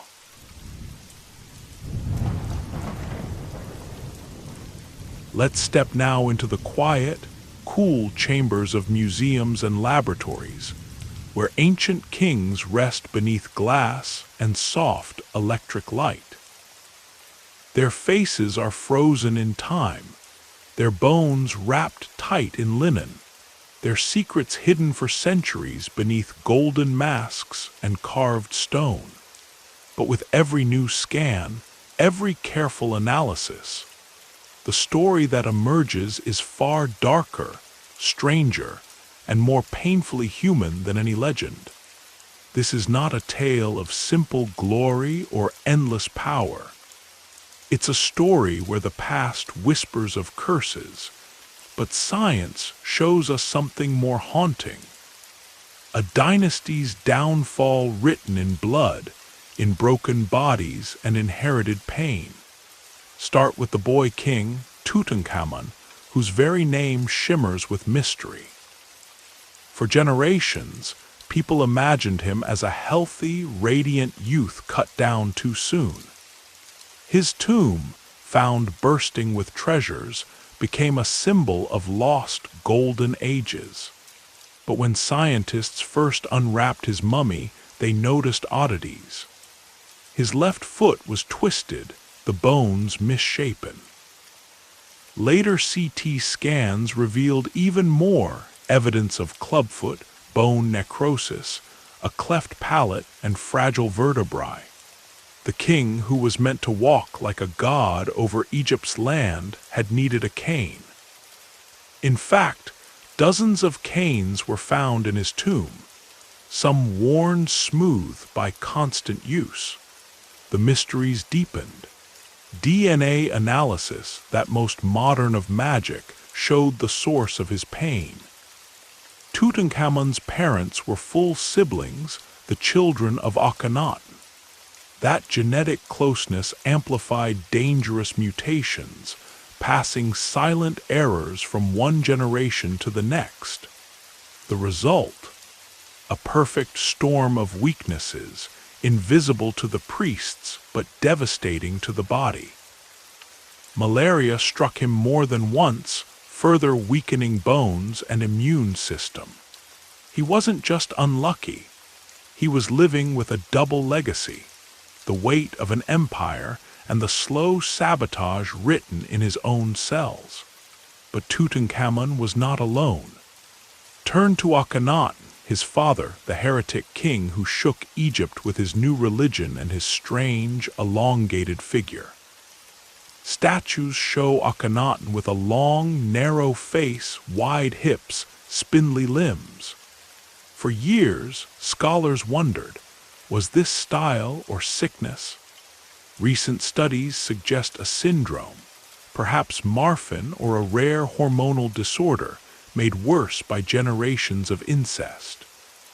His daughters, many of whom became his wives, are shown with the same delicate, almost androgynous look. Some of them died young, their bodies frail, their bones thin as reed stalks. Move through the royal lineage, and the picture becomes even clearer and more heartbreaking. Mummies of other royal children, never named in the official histories, show deformities that would have made survival a daily struggle. Scoliosis twisted their backs. Bone cysts gnawed at hips and knees. Some skulls show signs of hydrocephalus, swelling from fluid, a burden no amount of gold or prayer could lift. The further geneticists look, the more tangled the story becomes. Rare immune deficiencies, unexplained deaths in childhood, a legacy of weakness hidden behind walls and rituals. It's tempting to think of these as just medical curiosities, but every one of these findings rewrites our understanding of what it meant to be royal in Egypt. The priests spoke of divine perfection. The reality was often silent suffering, hidden from the public by layers of ceremony and art. A prince who limped did so behind closed doors. A queen who lost child after child mourned in private, her losses recorded in burial goods, not in hieroglyphs. Even kings who led armies and built temples may have done so while wrestling with pain that would have broken lesser men. Let's pause and imagine what daily life was like for these rulers. The palace, full of luxury, could not soften the sharp edges of illness. Every step on cool marble might send a jolt through twisted bones. Feasts and ceremonies had to be endured, no matter the pain. Even childhood games were shadowed by the constant watch of nurses and priests, alert for signs of weakness that could become a royal scandal. Imagine waking each morning knowing that the very blood that made you king was also what made every day a test. There are personal tragedies here, too. Imagine being the mother of a sick child knowing, perhaps, that you had no choice in your marriage, that your children's pain was the price of the gods' supposed favor. Some queens outlived most of their children. The tombs are full of tiny coffins, their decorations as loving as those for kings, their silence even deeper. Archaeologists have found burial sites with row after row of royal infants, many lost to disorders and diseases no one could understand or prevent. The priests did their best. Spells were cast, amulets worn, sacrifices made to appease gods who seemed ever more distant. Doctors prescribed honey, wine, even crushed herbs with real medicinal properties. But nothing could undo the damage encoded in the DNA, or the relentless narrowing of the family tree. Yet in all this suffering, there are also flashes of extraordinary resilience. Despite their burdens, some kings ruled for decades, led armies, and were remembered as great builders and lawgivers. Their ability to endure, to maintain the illusion of strength, became part of the royal mystique. The stories of their pain were hidden, but not erased. The canes buried with Tutankhamun, the painted scenes showing Akhenaten supported by family, the careful record of royal children who lived only days. All are quiet acknowledgments that the pharaohs were not gods, but people, vulnerable, flawed, and deeply human. Now let's widen our lens. Egypt was not unique in its genetic risks, but the pharaohs are one of the most visible examples. Modern science can trace how other royal houses, from the Habsburgs of Spain to the rulers of the Inca, faced similar fates, their fortunes tied to inherited disorders. But Egypt's story is the most vivid, because so many of its rulers are still here, their bones and faces preserved for us to study. Every new scan, every DNA test, peels back another layer of legend to reveal the living, suffering soul inside the mask. As we piece together these stories, it's worth asking, was the glory of Egypt worth the price? Would you trade centuries of power and wealth for a legacy marked by pain? If you were a priest, would you have spoken out or kept the secret in the shadows? And what about now? Do we owe these ancient kings and queens more than just curiosity? Are their stories a warning or a call to compassion? Every new discovery draws us closer to the real people behind the crowns. The pharaohs were not just figures in stone, but children who played, mothers who mourned, fathers who worried. Their story is not just a list of names, but a cautionary tale of how power and tradition can twist together until the cost becomes unbearable. So next time you look at the golden mask, remember the boy behind it, not just a king, but a child who suffered, who hoped, and whose story still echoes in every bone and every gene. Let's travel deeper now, past the glass cases and velvet ropes of museums, beyond the academic papers and glossy documentaries, to the place where the true cost of royal ambition is written not in gold or stone, but in the bones and the blood of a family that ruled the world's most powerful kingdom for centuries. Because to truly understand the nightmare of inherited disease that haunted Egypt's pharaohs, you have to step into their world, a place of dazzling sunlight and endless ceremony, but also of shadowed chambers, whispered prayers, and nights broken by pain. Picture a morning in the palace at Thebes. The day is new, the Nile shimmers, and the servants move quietly through the halls. In a sunlit nursery, a royal child cries. His mother, herself still young, stands nearby, watching anxiously as a nurse tries to soothe the tiny, twisted foot that will never walk straight. The priests say it's the will of the gods, but the queen remembers her own childhood. The sisters who died young, the brother who wasted away before his first festival, the cousin who never left his chamber. There are no words for this sorrow. Only the silent knowledge passed from one generation of royal women to the next. Hope, heartbreak, and the stubborn refusal to let go of tradition. Move forward in time and the boy grows. His name may be Tutankhamun or Smenkhkare, or one of a dozen princes whose stories have faded from history. He learns to read, to recite prayers, to wear a golden collar. He also learns to hide the limp, to endure the pain without flinching, to carry himself with the dignity expected of a god on earth. In the crowded halls of the palace, everyone watches, not just for signs of wisdom or strength, but for any hint of weakness. A cough, a stumble, a day spent in bed can trigger a storm of gossip.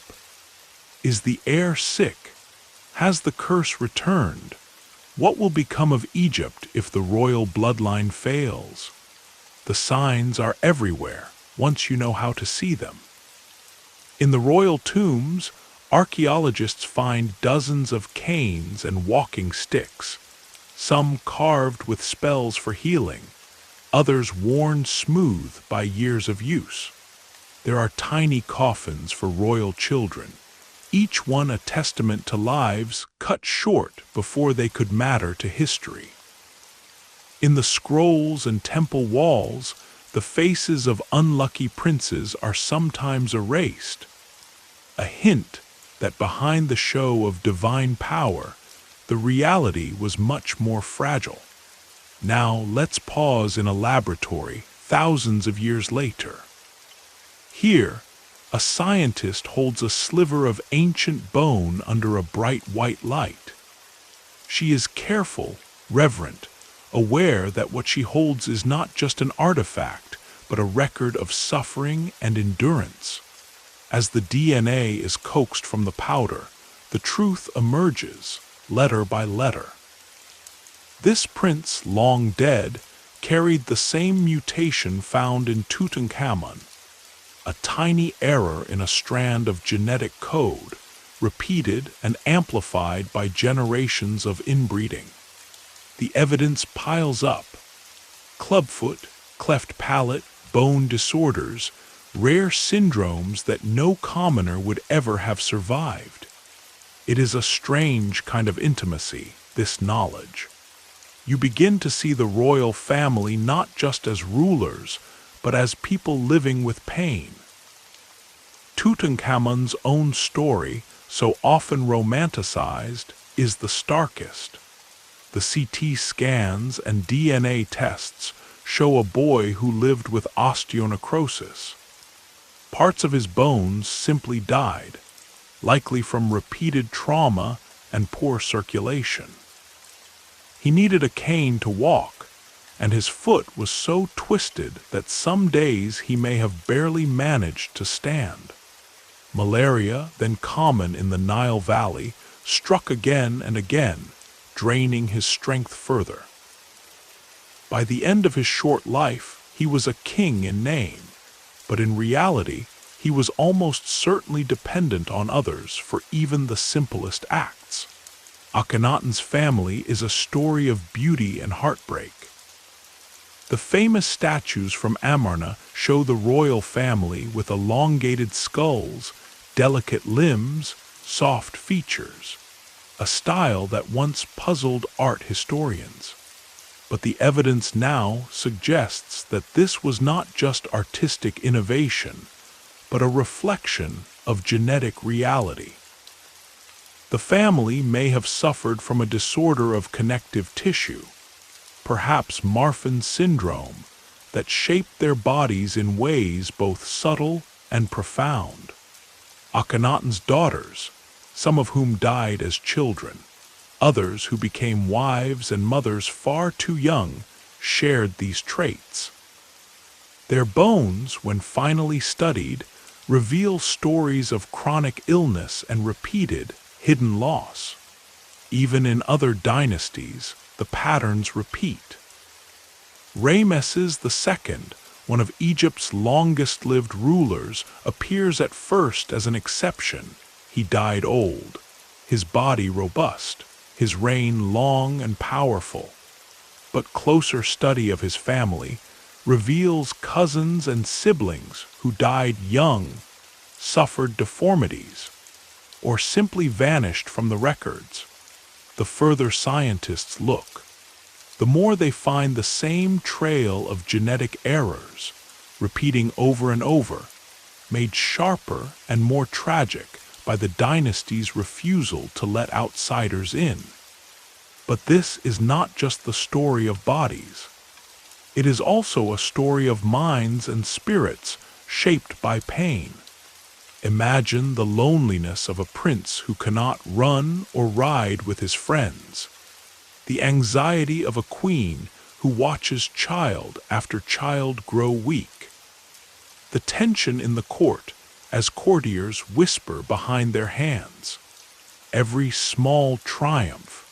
A prince who survives to adulthood.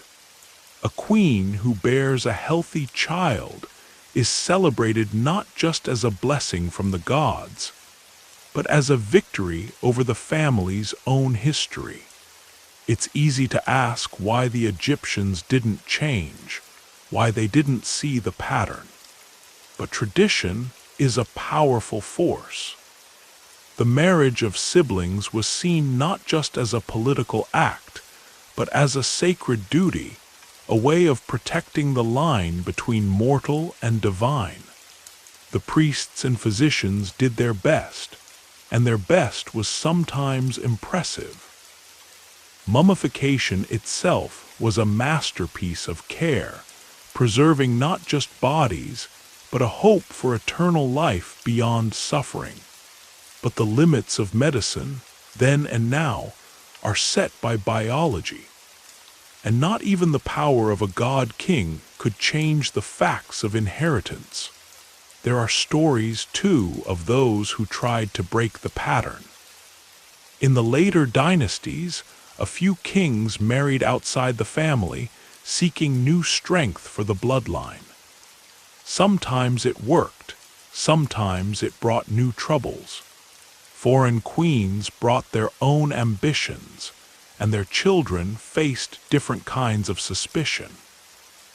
In some cases, the old problems vanished for a generation, only to return when tradition reasserted itself. The science that reveals these stories is itself a kind of marvel.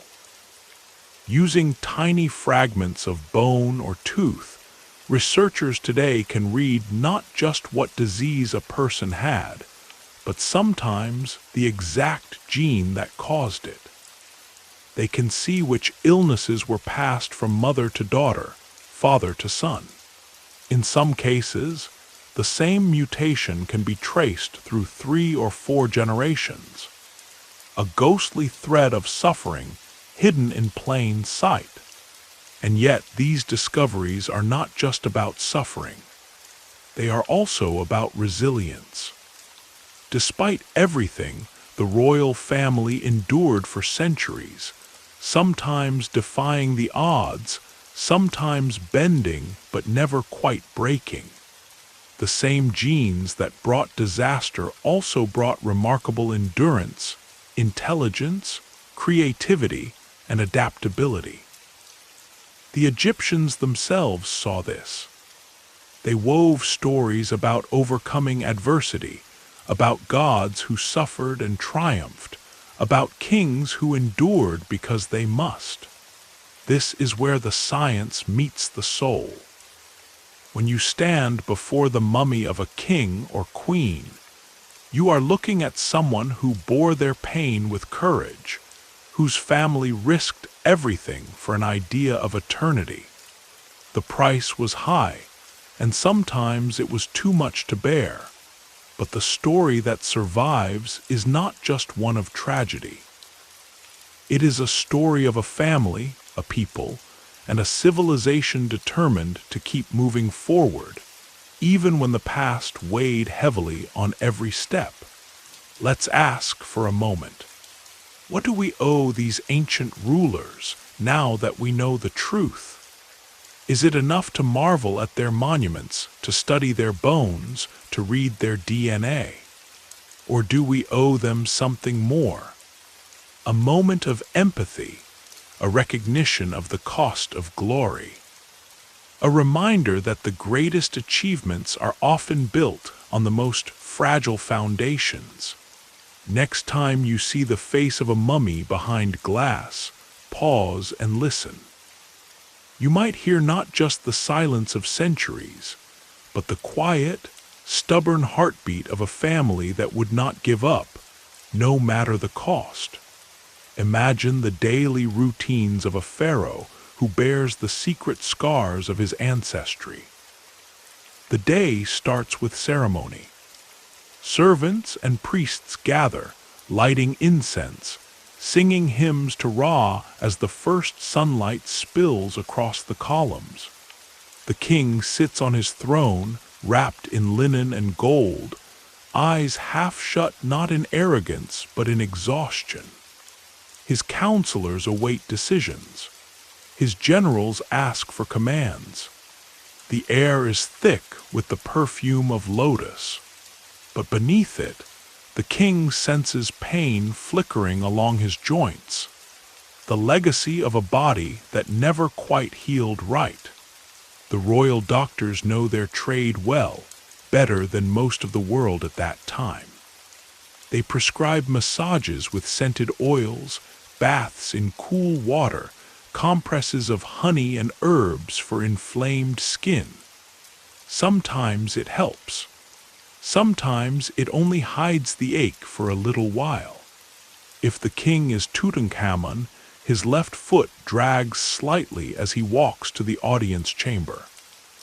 If he is Akhenaten, his long limbs ache when he raises his arms to pray to the sun. Other pharaohs are plagued by invisible afflictions, headaches, fevers, failing eyesight, unexplained fainting. Some suffer in silence, masking every wince behind a practiced smile. But pain has a way of breaking through. At festivals, when the king must ride in public, servants discreetly steady him as he climbs into the golden chariot. During feasts, the most honored guests notice that the king never dances, never moves as freely as the statues suggest. Children learn early to hide their own aches, fearing they will disappoint their parents. Or worse, that their weakness will become public knowledge, a weapon for rivals or a sign of bad omens to the people. There is no privacy in the palace, only secrets.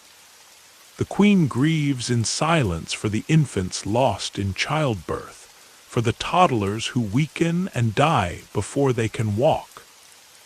Priests murmur comforting words, and nurses whisper about the old days when royal children were healthy and strong. No one can speak the truth out loud. The gods have not cursed the family has cursed itself, with each cousin's marriage to another cousin, each tradition kept at the expense of fresh hope. Let's travel to the hidden tombs, where science continues the search for answers. Here, the story is told in layers. The position of bones, the condition of teeth, the traces of disease left in marrow and skull. Researchers have found, over and over, that many royal children died of infections that healthy bodies could have fought off. Even a minor wound could become a death sentence if the immune system was already weak. Signs of tuberculosis, polio, and other diseases are found in the ancient DNA. But so too are rare mutations, never seen in the wider population, that suggest a silent, invisible war was always raging inside the royal bloodline. The body of a pharaoh is an archive of secrets. Take a closer look at the spine. Does it curve in a gentle S, a mark of scoliosis? Are the leg bones uneven, the result of an inherited disorder? Does the skull show signs of hydrocephalus, a condition where fluid builds in the brain, causing pressure and pain? The answers are sometimes unmistakable. Other times they are ambiguous, a puzzle that may never be fully solved. One of the most striking discoveries comes from studies of the bones and DNA of the 18th dynasty. Here, researchers uncovered a pattern that reads almost like a tragic refrain. Children born with cleft palates, twisted feet, fused vertebrae, fragile bones.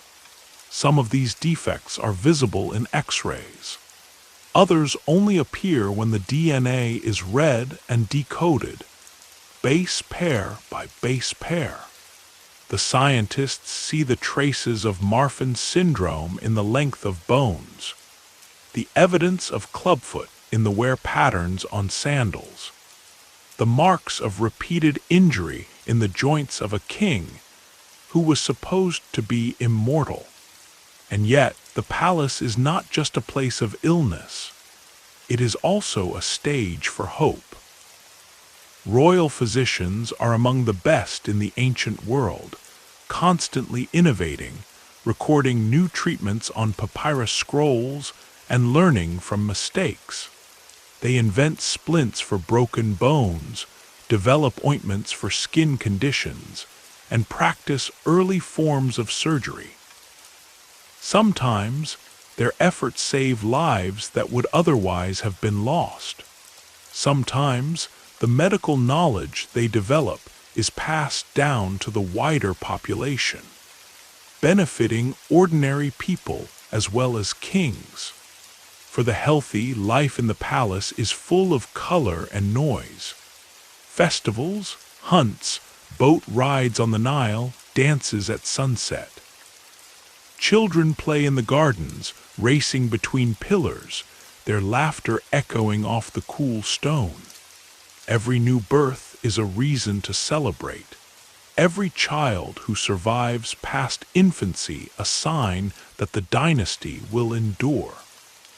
But no one ever really forgets the risk, the shadow that lingers behind every door, the anxiety that never leaves a mother's eyes. As centuries pass and dynasties rise and fall, the pattern remains. The drive to keep the bloodline pure brings short-term stability but long-term danger. Sometimes, a family survives for many generations with only mild illness. Other times, the errors in the genes pile up, tipping the balance suddenly and catastrophically. The death of a childless king, the outbreak of disease, or a sudden string of royal funerals can plunge Egypt into crisis. Priests scramble to interpret omens.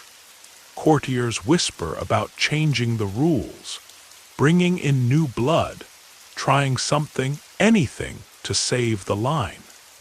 But change comes slowly.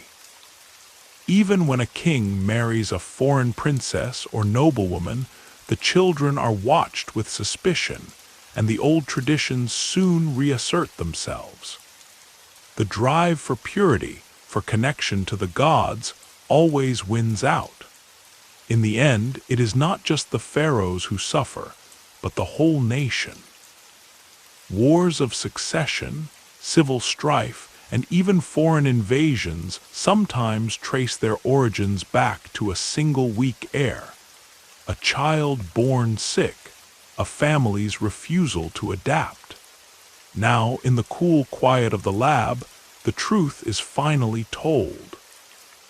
A scientist compares the DNA of mummies separated by centuries and finds the same tiny mutations, repeating like a signature. Each new discovery is a jolt, a reminder that the past is not just stories, but living memory written in the body itself.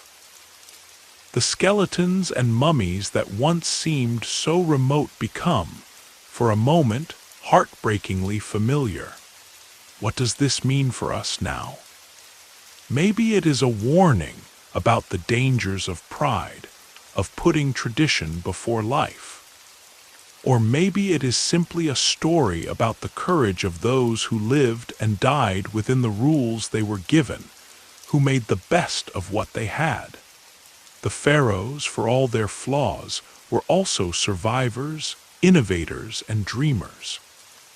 They believed in eternity, in the power of memory, in the idea that life could go on, no matter the odds. So, as you walk through a museum or leaf through a history book, remember what lies beneath the surface. Not just gold, not just names, but a long, unbroken thread of human resilience and longing. The royal blood of Egypt was not truly pure. It was marked, always, by the struggle to balance power and pain, tradition and hope. And that, perhaps, is the most universal story of all. Let's finish with a question for you. If you could step back in time and speak to one of these ancient rulers, a king in pain, a queen in mourning, a child unsure if they would live to adulthood, what would you say? Would you comfort them, warn them, beg them to change? Or would you simply listen and let them know that their story is finally being heard, thousands of years later, by a world that has learned, if only a little, from their dreams and their mistakes?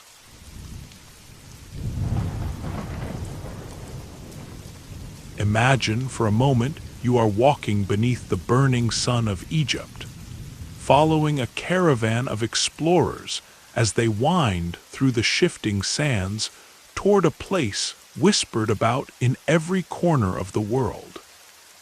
The Valley of the Kings. The air is thick with mystery, with the scent of adventure, with the promise that here, buried beneath rock and dust, are the greatest secrets of human history. Since the first tomb was cracked open, the world has been obsessed with Egypt's royal dead, and with the myths that swirl around them. For generations, stories about pharaohs have seemed almost too grand to be true. Some said these kings were giants, their strength given by gods. Others claimed they were cursed, their tombs protected by magic that would destroy anyone who dared to disturb their sleep. Still others spun tales of golden skin, eyes like lapis, wisdom and cruelty beyond measure. In every telling, the pharaohs became something more than human, larger than life, terrifying and glorious, as eternal as the desert itself. But myths do not last forever. As centuries passed and science advanced, each new discovery chipped away at the old legends, sometimes revealing truths even stranger than the stories. The age of grave robbers and treasure hunters faded into the age of archaeologists, and finally into an era of geneticists, radiologists, and forensic artists. The question shifted. Could science finally tell us who the pharaohs really were? Let's begin with one of the most powerful myths, the curse of the pharaohs. When Howard Carter opened Tutankhamun's tomb in the early 20th century, rumors exploded across the world. Within months, people whispered that a mysterious force was killing those who entered the tomb. Strange accidents, sudden illnesses, a shadow that seemed to follow anyone who touched the king's treasure. Newspapers printed tales of a warning inscribed on the walls, of mummies rising in anger, of ancient revenge. The truth: most of these stories were inventions, stoked by journalists hungry for drama and by a world already half in love with the idea of supernatural Egypt. Modern science stepped in, calmly and methodically. Medical experts studied the deaths, finding that most could be explained by infection, stress, or simple coincidence. Bacteria and toxic spores, trapped for centuries in the sealed chambers, were far more dangerous than any ancient magic.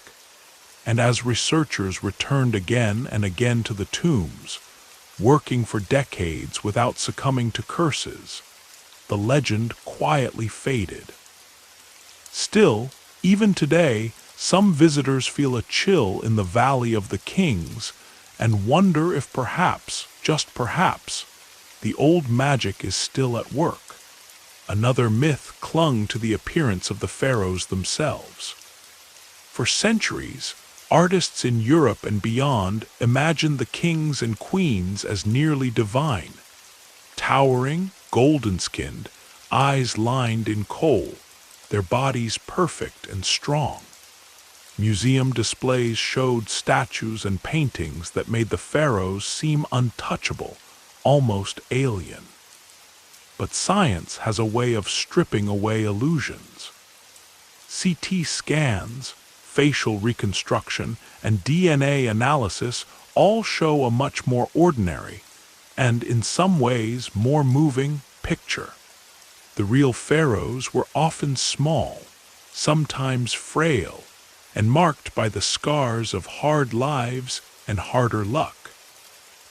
Tutankhamun's mask may gleam with the beauty of a god, but his bones tell a story of struggle and vulnerability.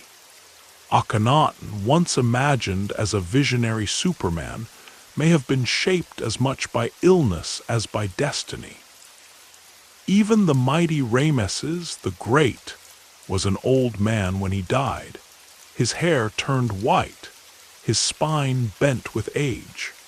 For every godlike image, science provides a counterpoint. Here is a king with a toothache, a queen with arthritis, a prince with clubfoot. Then there are the myths about race and origin, stories spun from both ancient pride and modern prejudice. In the 19th and 20th centuries, scholars and charlatans alike argued endlessly about whether Egypt was African or European, about the true color of the pharaoh's skin. Today, with DNA studies and more careful archaeological work, the truth is finally clearer and more complex. Ancient Egypt was a crossroads, a melting pot of peoples from North Africa, the Near East, and beyond. The royal family itself carried markers from many regions, reflecting centuries of migration, trade, and diplomacy. There was no single Egyptian race, only a tapestry, endlessly varied, sometimes surprising, always human. Let's pause for a moment and ask, why did these myths persist for so long? Maybe it's because the real story is harder to accept, that the pharaohs, for all their grandeur, were not so different from us. They were shaped by their time, their bodies, their fears. They lived, they suffered, they hoped. The gap between legend and fact is wide, but in that gap there is a deeper truth. The past is not another world, but a mirror, if only we choose to look. science is not finished with Egypt.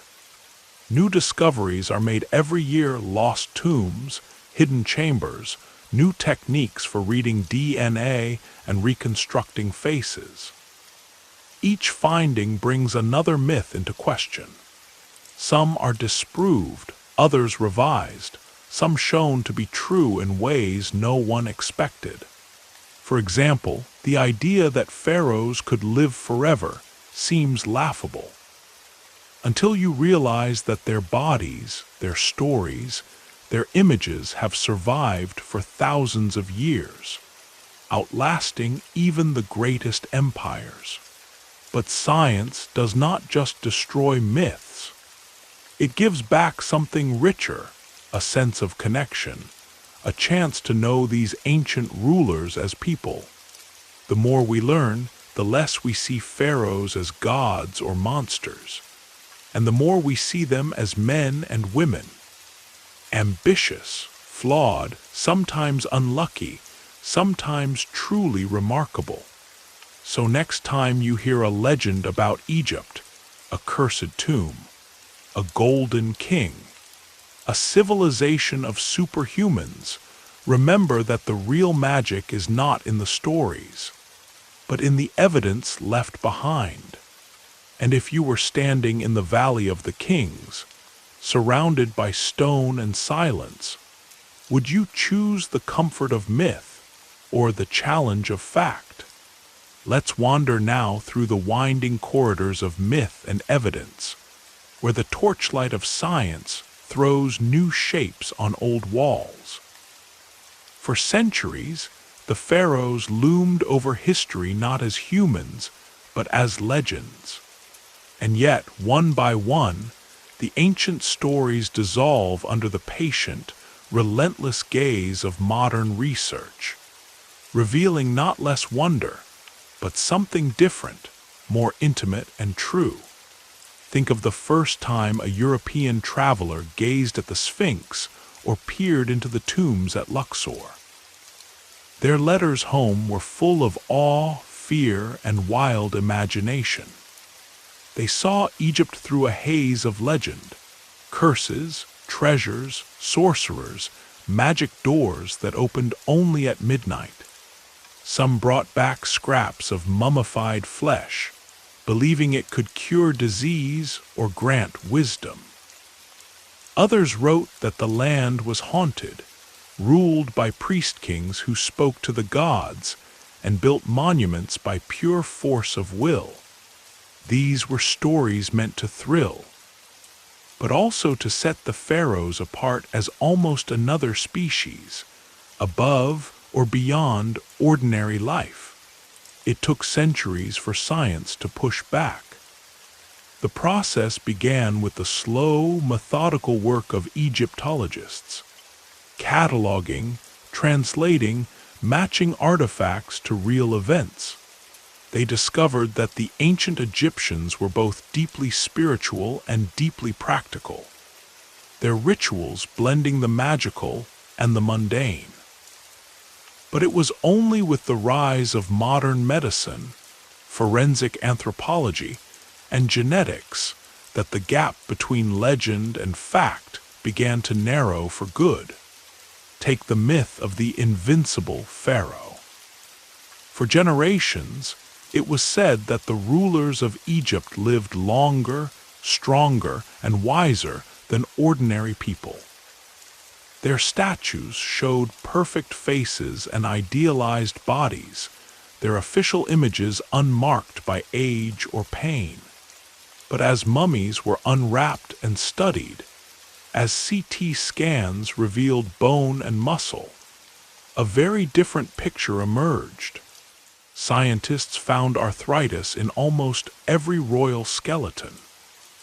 Teeth were ground down by sand in the bread, leaving abscesses and infection. Old injuries showed bones that had been broken and healed badly. In the case of Ramesses II, hailed as a warrior king, scans showed that by the end of his long reign, he had lost many teeth and suffered from severe arthritis in his hips and back. He might have led armies, but he did so with the body of a man who lived well into his 80s, marked by years of pain. Statues never showed the cane he used, the stoop in his walk, or the infections that must have plagued him in his final days. And what about the idea that Egypt's rulers were untouched by the troubles of ordinary life?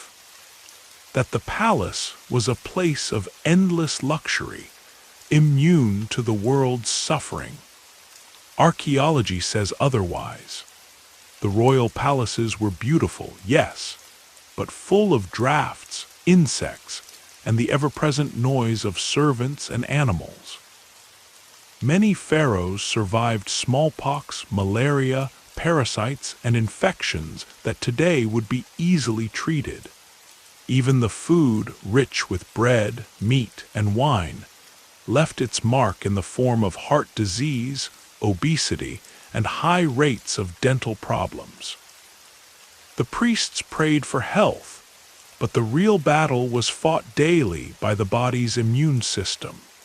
Let's return to the legend of the curse, so deeply embedded in popular imagination that even today, people hesitate at the threshold of a royal tomb. In the 20th century, the deaths of Lord Carnarvon and others after the opening of Tutankhamun's tomb were called proof of supernatural punishment. But when researchers looked closer, they found something more earthly. Hidden mold and deadly bacteria sealed in darkness for millennia, ready to attack anyone who disturbed the ancient air. Most people who worked on the tomb lived long lives. The real danger was not a curse, but the invisible armies of microbes, the same threats that haunted the Nile Valley for every generation.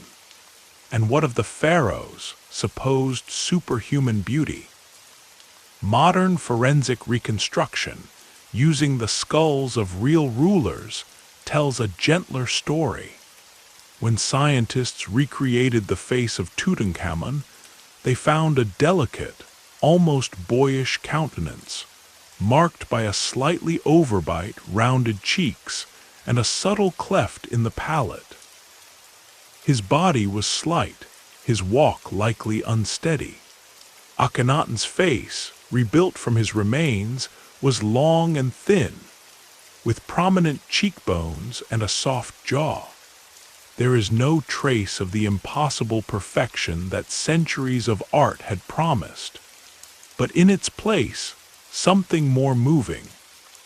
The face of a real person, marked by the struggles and triumphs of life. Science even changes our understanding of how the pharaohs dressed and presented themselves. The gold masks, elaborate wigs, and perfect cosmetics found in the tombs were for ritual and display. In daily life, the kings wore simple linen, suffered from heat and insects, and sometimes grew tired of the endless ceremony. Papyrus letters show that pharaohs joked with their wives, worried about taxes and harvests, and complained about headaches, weather, and even gossip. These small glimpses dissolve the wall between God and human, making the kings both more approachable and, in a way, more noble. Of course, some mysteries remain. Science has not explained everything, and perhaps it never will. There are still lost tombs, missing mummies, questions about religion, sexuality, succession, and secret rites that may never be fully answered. Some stories are too old or too carefully hidden to be solved by even the best technology. And there is a special kind of humility that comes from facing these limits. The realization that the past will always keep some secrets, no matter how hard we try. But even where science cannot explain, it can inspire. Each new breakthrough invites us to look again, to ask better questions, to wonder what else we have missed. The pharaohs are no longer shrouded in mystery, but neither are they stripped of their magic. Instead, the magic is in the details.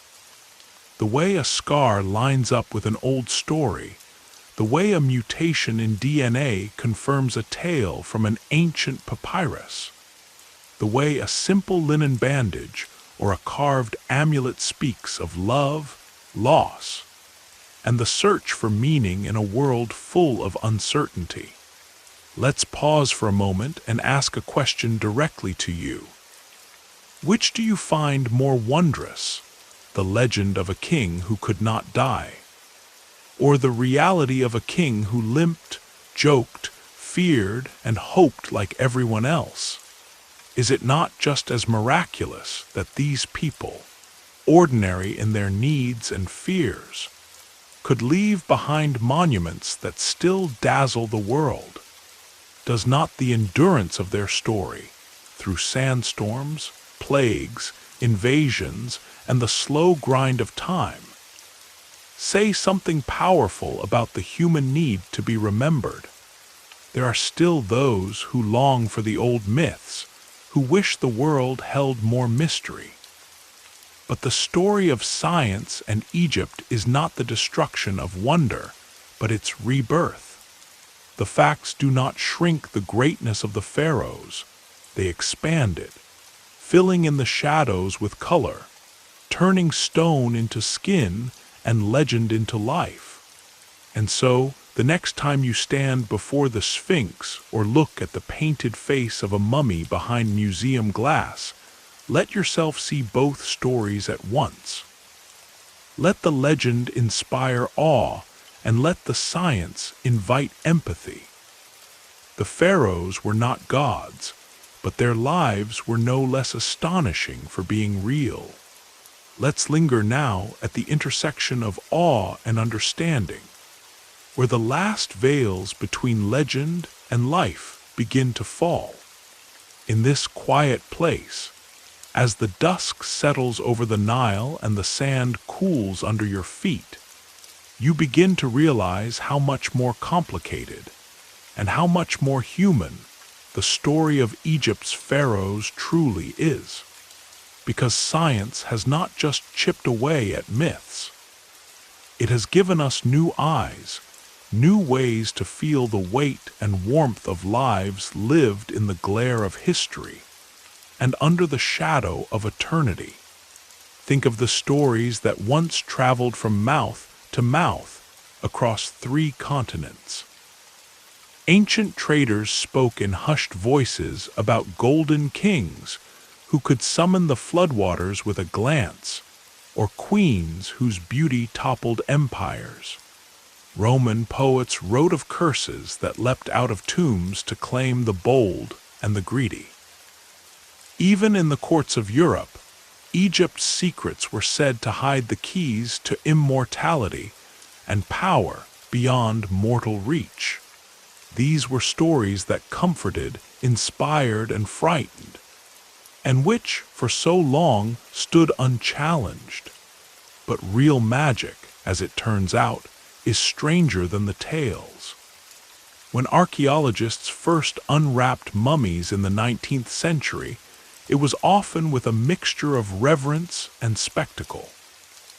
Audiences gathered to watch the linen peeled away, expecting monstrous faces or hidden jewels. Instead, what emerged were small, sometimes fragile bodies, marked by the ordinary details of human life, tooth decay, signs of injury, worn hands. The illusion of supernatural kingship did not shatter all at once. It faded gently, as each body spoke not of gods, but of struggles recognizable to anyone who has ever known pain or loss. Science became the great equalizer. Take, for example, the tale of the divine Ramesses II. His monuments claimed he was a living god, his victories carved in hieroglyphs and repeated for centuries. But when his mummy was examined, the story changed. His hair, once dyed red in old age, was white and brittle.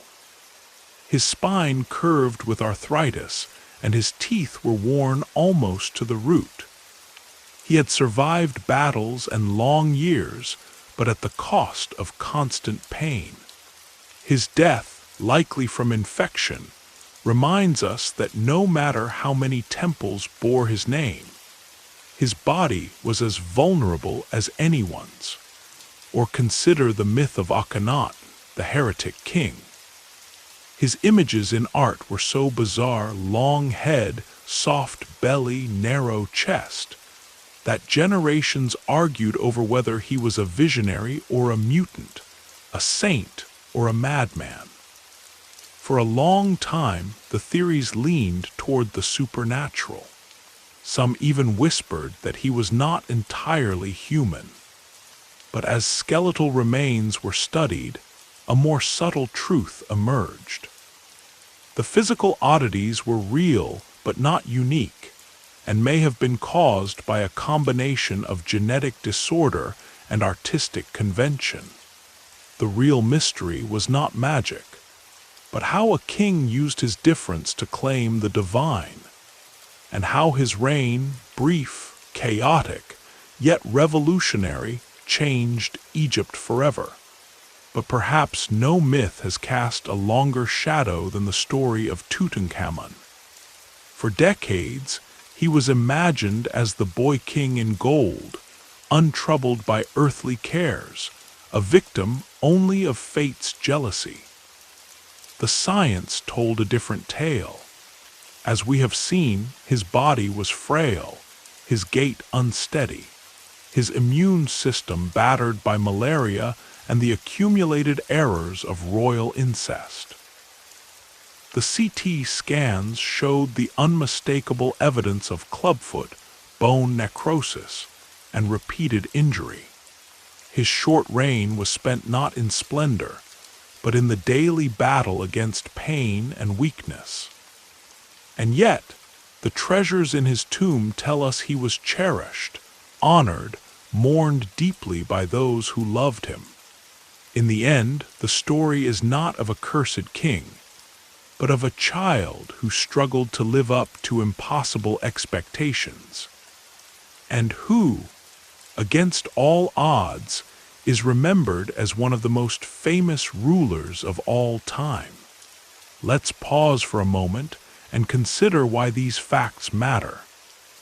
Some might say that peeling away the myths makes the story less special, that the wonder fades when we see the frailty of the kings. But the opposite is true. When we let go of the impossible, we find something even more valuable: a connection. The pharaohs were not immortal, they were people. Their lives were marked by hope, anxiety, family drama, even humor. The prayers they offered to the gods, for children, for rain, for peace, are prayers that echo across millennia. There are moments in this journey through fact and fiction when you might even feel a pang of regret for all the years spent chasing phantoms. Was it foolish to believe in curses, in divine blood, in rulers who never knew fear or pain? Not at all. Myths are how we make sense of the world's strangeness and uncertainty. They fill the dark with stories and give shape to hope. What science gives us is not the end of wonder, but its transformation. Every time a CT scan finds an old fracture, or a strand of DNA links two mummies separated by centuries, the story grows richer, more complex, more human, and in its way more miraculous. Let's ask, too, what science cannot answer. There are still secrets that elude even the sharpest tools. The true sound of a pharaoh's laugh, the taste of bread at a festival, the flutter in a young queen's heart as she stepped into her wedding. Science cannot tell us what Akhenaten truly believed as he raised his arms to the sun, or how Nefertiti comforted her daughters in the private chambers of Amarna. For all the data, the mystery of feeling, of experience, will always belong to the realm of story. But the two, science and myth, do not need to be rivals. In the hands of a careful historian or a curious listener, they become partners. Science gives us bones, DNA, timelines, and climate. Myth gives us longing, meaning, and the drama that makes the past come alive. The king who limped through his coronation is also the king whose name was sung by children 1,000 years later. The queen who lost children to inherited disease is the queen whose beauty inspired poems in lands she never saw. This meeting place, where myth ends and fact begins, is not a border but a landscape wide and strange, where every new discovery becomes another bridge between the past and the present. When we ask what the pharaohs looked like, how they suffered, what they feared and loved, we are not tearing down legends. We are letting the light of truth deepen the shadows and the colors. If you walk the halls of a museum, you may notice how the best exhibits tell both stories at once. You see the artifacts, the tools, the skeletons, and then you hear the echoes of the ancient prayers, the fragments of song, the stories told and retold by every generation. The science makes the myth stronger, more rooted, more resilient. You see the king's golden mask, and behind it, the young face of a boy who tried to be brave. You see the letters of an old queen, worried about her health and her daughters. You read the medical reports of a body marked by arthritis. Then see the painted figure, arm raised in eternal greeting. And so the journey goes on. There will always be new myths, new stories, new discoveries. Perhaps one day a new tomb will be found, or a new technique will read memories hidden in the cells. Maybe there will be surprises, evidence that proves some wild old story true, or a discovery that changes how we see all of Egypt. The important thing is to keep both doors open, to honor the magic of myth and the clarity of fact, to let science make the ancient world more vivid, not less. Let's leave this chapter, then, with a final invitation. Next time you hear a myth about ancient Egypt, a tale of curses or living gods, of queens who conquered the world or kings who ruled the stars, listen to it closely. Ask what it might be hiding, what truth is woven beneath the legend. And then, with the curiosity of a scientist and the heart of a storyteller, seek out the evidence. Let the facts deepen the wonder. Let the wonder keep you searching. Let's stand together at the threshold of this grand story, one foot in the age of myths, the other in the era of evidence. By now, you've traveled with me through palace corridors and dusty labs, through secrets hidden in DNA and legends whispered in marketplaces. Yet as we reach the edge of what's known, another, subtler layer emerges. Not just what we see and prove, but how we, the living, continue to shape the story of the pharaohs every time we remember, question, and wonder. This is the space where science and myth merge into memory. Imagine walking at twilight through the ruins of Karnak, the stone still warm from the day's sun. The hieroglyphs glow gold and blue, columns tower above you, and for a moment you feel the pull of both certainty and uncertainty. Somewhere nearby, a guide is telling the tale of a queen who vanished into the sand. A child tugs at her mother's hand, pointing up at the carvings of gods and monsters. A group of students debates whether Akhenaten was a heretic, a visionary, or just a king caught in a web of genetic fate. In every word, every question, the pharaohs come alive again, not just as relics or data, but as players in a living drama. Why do these stories last, even when the facts become clearer? Maybe because in the end, even science cannot banish all mystery. Yes, we can scan a mummy's bones, read his DNA, and recreate his face.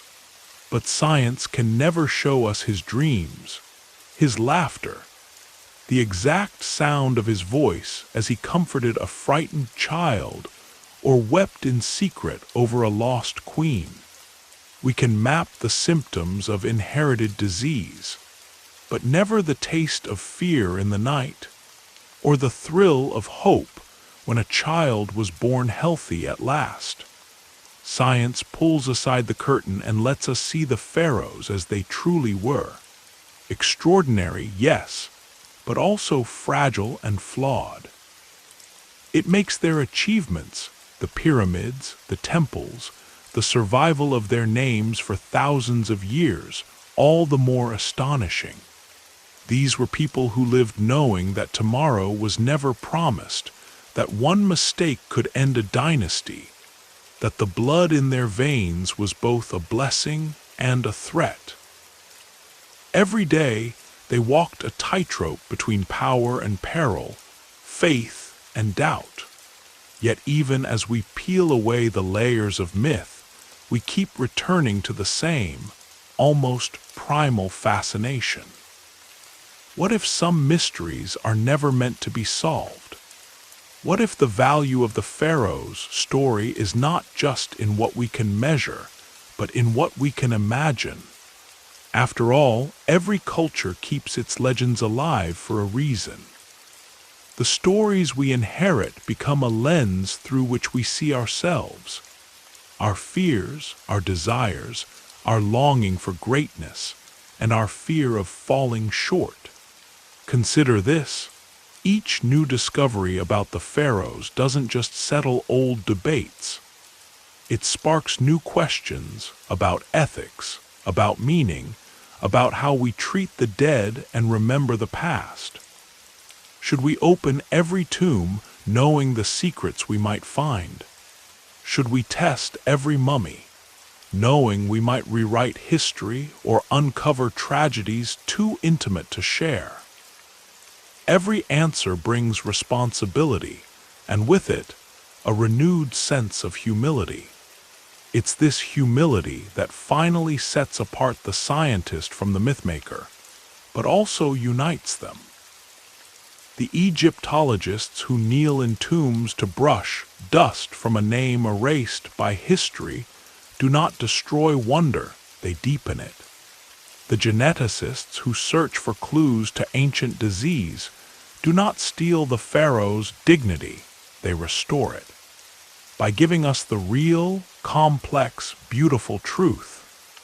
And every visitor, every reader, every child who dreams of Egypt keeps the story moving forward, turning facts into meaning and meaning into memory. So where does this leave us? With the most powerful myth of all, that every life matters and every story is worth telling. The pharaohs, for all their power and pride, were mortal. Their mistakes echo through the centuries, but so do their hopes.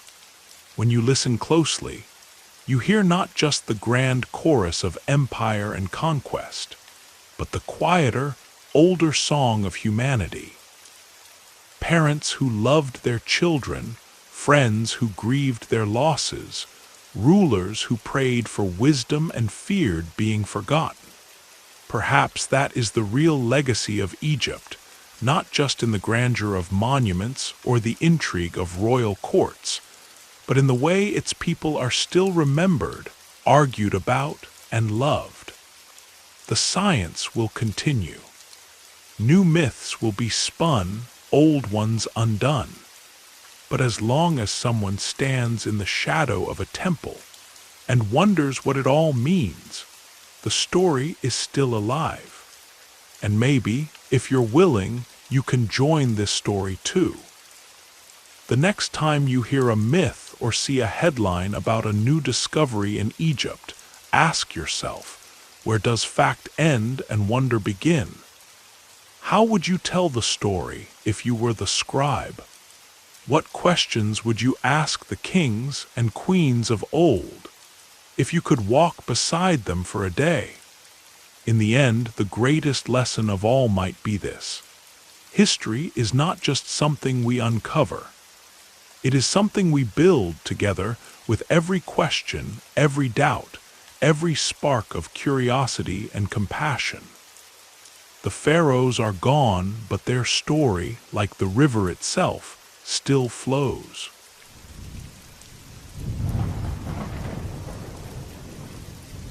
Let's begin this chapter not in the dust and silence of a tomb, but in the gleaming, humming world of a modern genetics lab. Here, glass and metal shine under cold lights. Scientists in white coats move like choreographers between centrifuges and sequencers.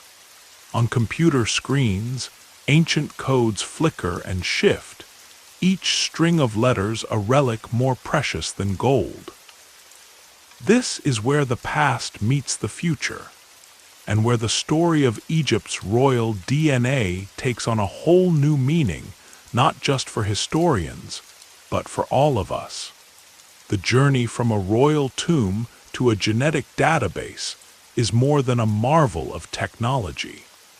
It's a revolution in how we understand life itself. The same techniques used to read the secrets of Tutankhamun's bones are now changing the world in ways the pharaohs could never have imagined. Let's pause here. What does it mean to hold a piece of the past in a drop of liquid, to trace a disease that plagued a king and now offers a clue to saving lives today? Why, after all these centuries, do the secrets of ancient bloodlines still matter? The first answer is simple, yet profound. The study of ancient DNA has become a cornerstone for medicine, biology, and ethics. Every fragment of royal genetic code is a puzzle piece in the vast portrait of human health.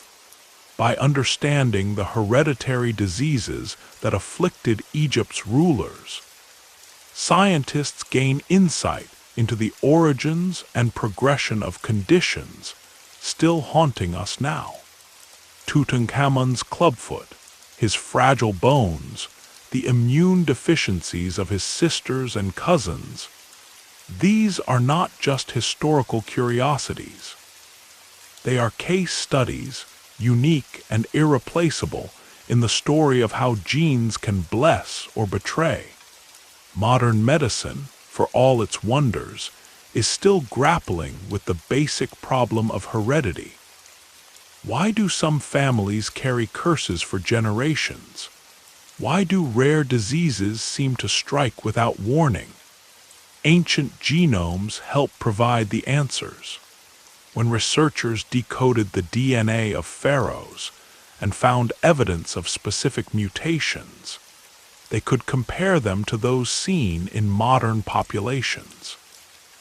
Suddenly, a disease once thought to be new or rare was revealed as old, ancient, even tracing its roots through millennia. New treatments are already being tested based on these findings. For example, understanding the patterns of bone death and immune failure in royal mummies is guiding research on osteoporosis, arthritis, and blood disorders. But there is more. Ancient DNA doesn't just diagnose, it predicts. The mapping of royal genomes allows scientists to spot patterns of mutation, resilience, and risk that shape whole populations. The story of Egyptian inbreeding, for all its tragedy, is a living warning about the dangers of a limited gene pool. Today, doctors use this knowledge to counsel families about genetic risks, to design safer approaches for organ transplants, and even to inform policies about who should receive certain medical interventions. The Pharaohs, in their silent way, have become teachers for a new generation of healers. And what of the broader impact? The technology that reads a mummy's DNA is now used to track epidemics, to identify unknown soldiers, to reconstruct the faces of people lost to disaster or war. It helps solve crimes, reunite families, and clarify the tangled history of migration, trade, and conquest. The same machines that once whirred over Tutankhamun's femur are now working in hospitals across the world, offering precision treatments for cancer, infections, and rare conditions. Yet, as with every step forward, there are questions, sharp, urgent, and ethical. Is there a limit to what we should study, a line between curiosity and respect? When does a mummy become just a source of data, and when does it remain a person, a subject worthy of privacy and dignity? The work of bioethicists has never been more important. Every new scan and sample must be weighed not just for its scientific value, but for its impact on the memory of the dead and the rights of the living. In Egypt, this debate is especially sensitive. The mummies are not only relics, they are national symbols, ancestors, and sometimes even saints in the public imagination. This tension between knowledge and reverence is not easily solved. Museums wrestle with the question of how to display mummies, in glass cases, as scientific specimens, or as honored ancestors. Scientists draft new protocols to ensure that every study is justified, every sample handled with care, every result communicated with respect. The conversations echo through academic halls, across news headlines, and into the hearts of visitors who stand awed before a royal coffin. Perhaps the true lesson of ancient DNA is that even as we learn more, we are called to become wiser, to balance our hunger for discovery with the humility that comes from seeing ourselves reflected in the faces of the dead. But let's return to the living, to what this revolution means for our future.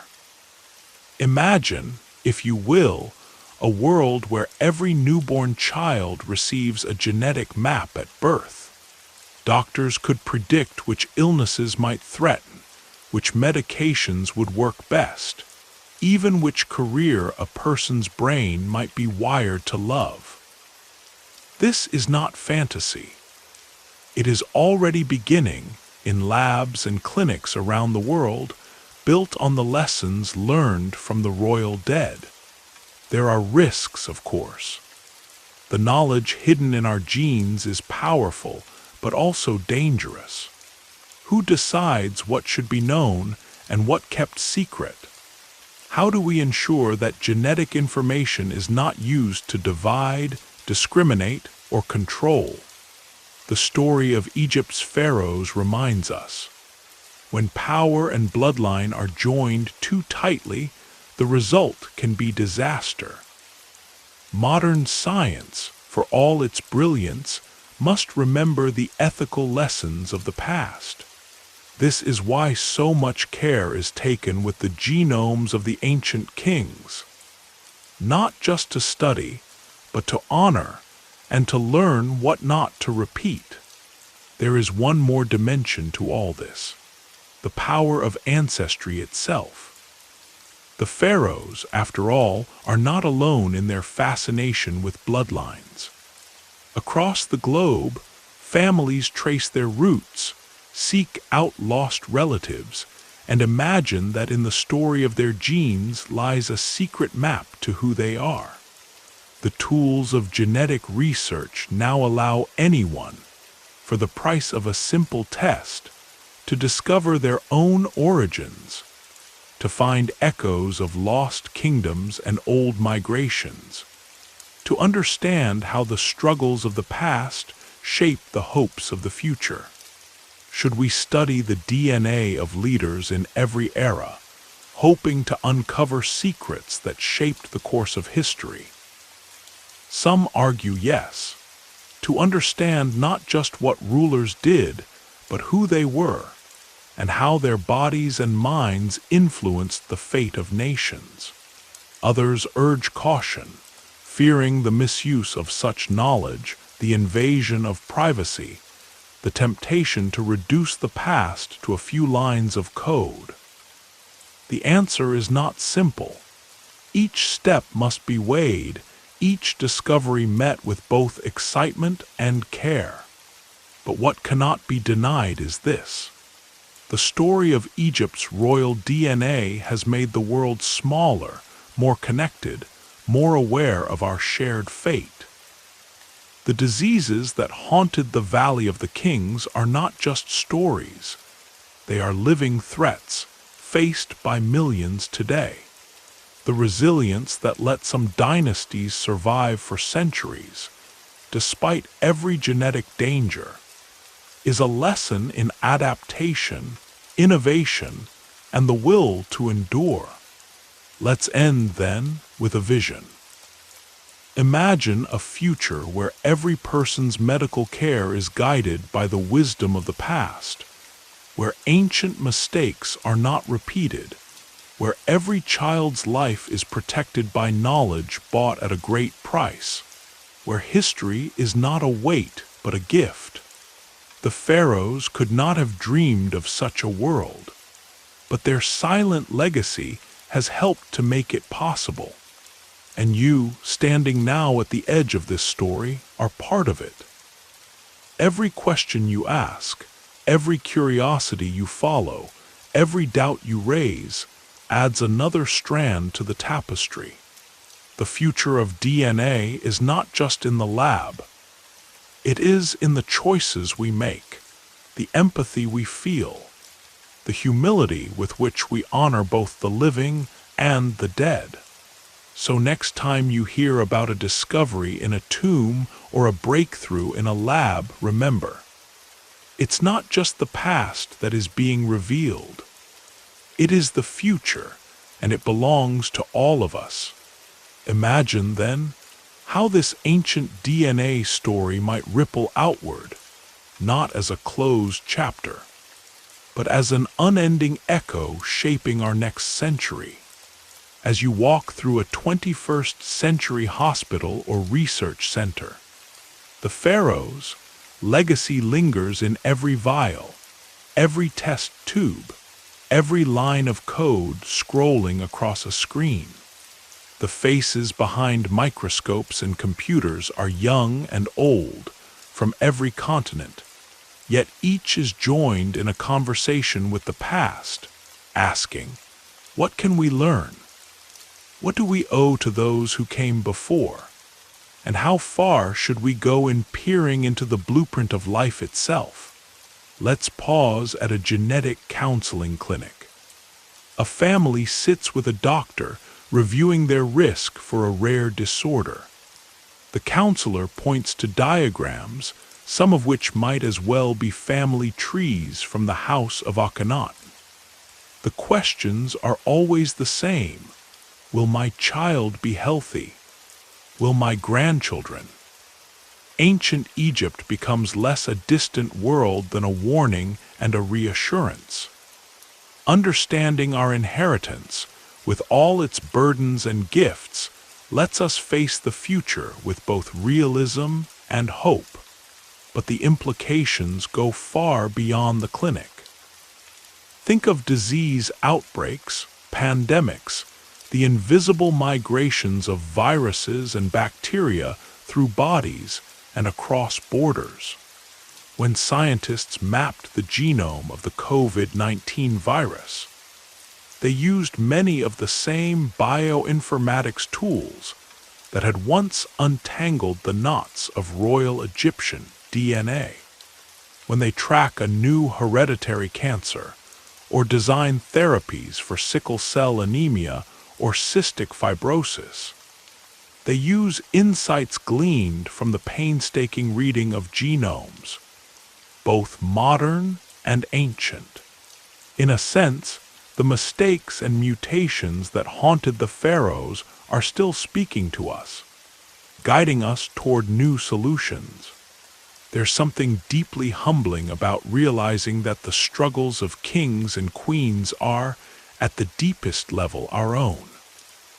For centuries, royal blood was a dividing line, a myth that set rulers apart from the ruled. DNA has quietly undone that illusion. Today, every person's genome is a tapestry of ancient journeys, long-lost cousins, and the random drift of genes over millennia. The diseases of the past, hemophilia, inherited deafness, bone disorders, are now recognized not as curses, but as part of the human condition.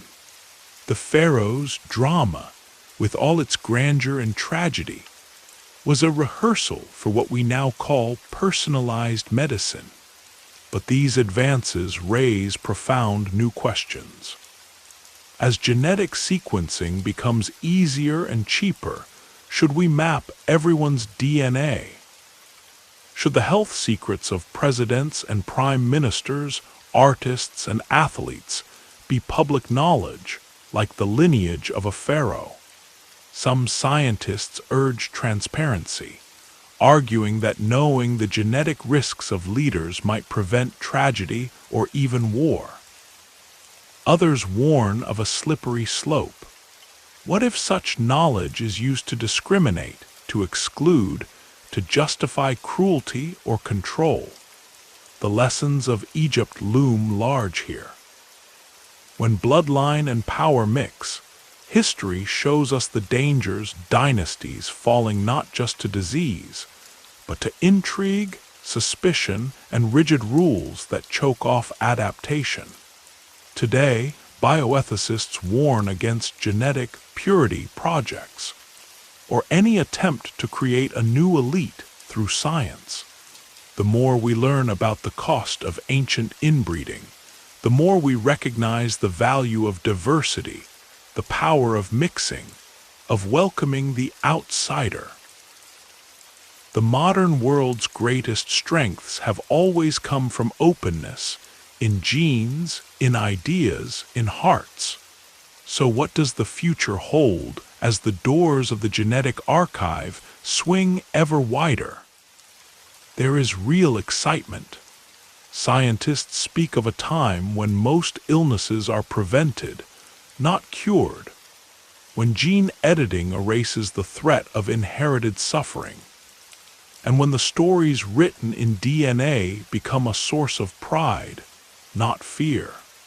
Already, CRISPR technology is being used to correct disease-causing genes, a dream undreamt by the embalmers and priests of Egypt, but made possible by their long, careful preservation of the royal dead. Yet every step into the unknown brings new responsibilities. Who decides what a healthy genome looks like? How do we weigh the rights of the individual against the needs of the community, or even the world? And most hauntingly, what is lost when we focus too much on the perfection of the future, forgetting the messy, beautiful imperfection that is the essence of life? The Pharaohs have one more lesson for us, if we're willing to hear it. Their fate reminds us that greatness built on the narrow foundation of a single line, a single tradition, cannot last. True strength lies in adaptation, in learning from error, in honoring the past without being trapped by it.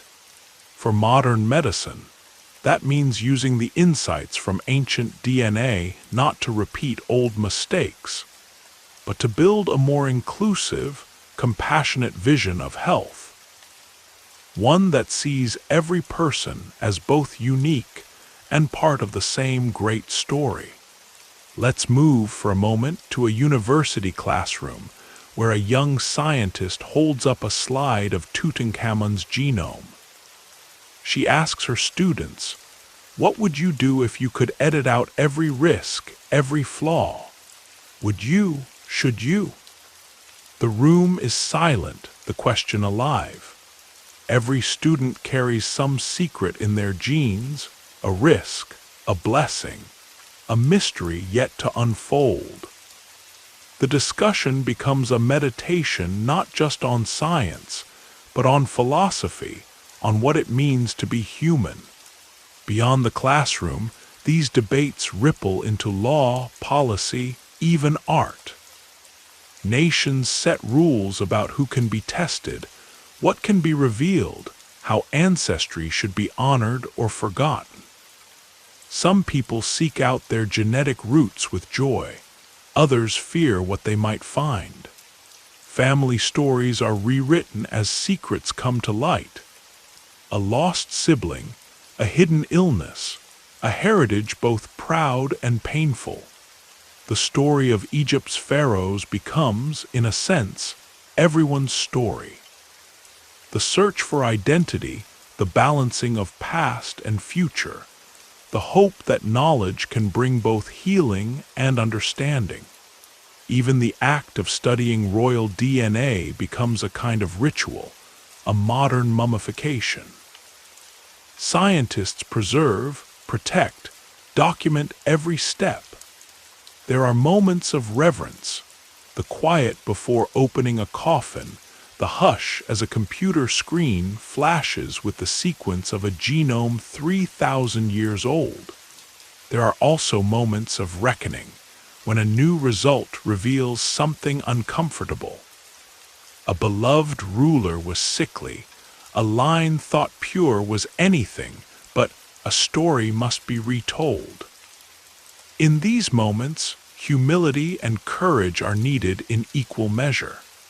If you walk the halls of a children's hospital, you may meet a doctor inspired by these stories. A physician who, because of research on ancient genomes, can diagnose a rare disorder, offer hope to a worried parent, or design a therapy that saves a life. In a way, every patient treated is a kind of answer to the riddle of the Sphinx. How can we take what is old, broken, and lost, and turn it into something new, whole, and living? Let's not forget, too, that DNA connects not just the living to the dead, but all people to each other. The more we study, the clearer it becomes. The great walls and titles that separated pharaohs from farmers were illusions. Genetic variation does not respect borders or crowns or the old hierarchies. What survives, what truly endures, is not purity, but connection. And so the story circles back to us. What will we do with this knowledge? Will we use it to divide, to judge, to control? Or will we take from Egypt's long, complicated legacy a new understanding? That greatness comes not from being set apart, but from belonging, from recognizing ourselves in the struggles and hopes of others. Maybe that's why the story of ancient DNA feels so alive. It is unfinished, a question still echoing down the corridors of time. Every new child born, every illness faced, every act of kindness or curiosity adds another line to the epic. The pharaohs are gone, but the future they help shape is just beginning. So, as you listen to this, pause and imagine your own place in the story. What questions do you carry?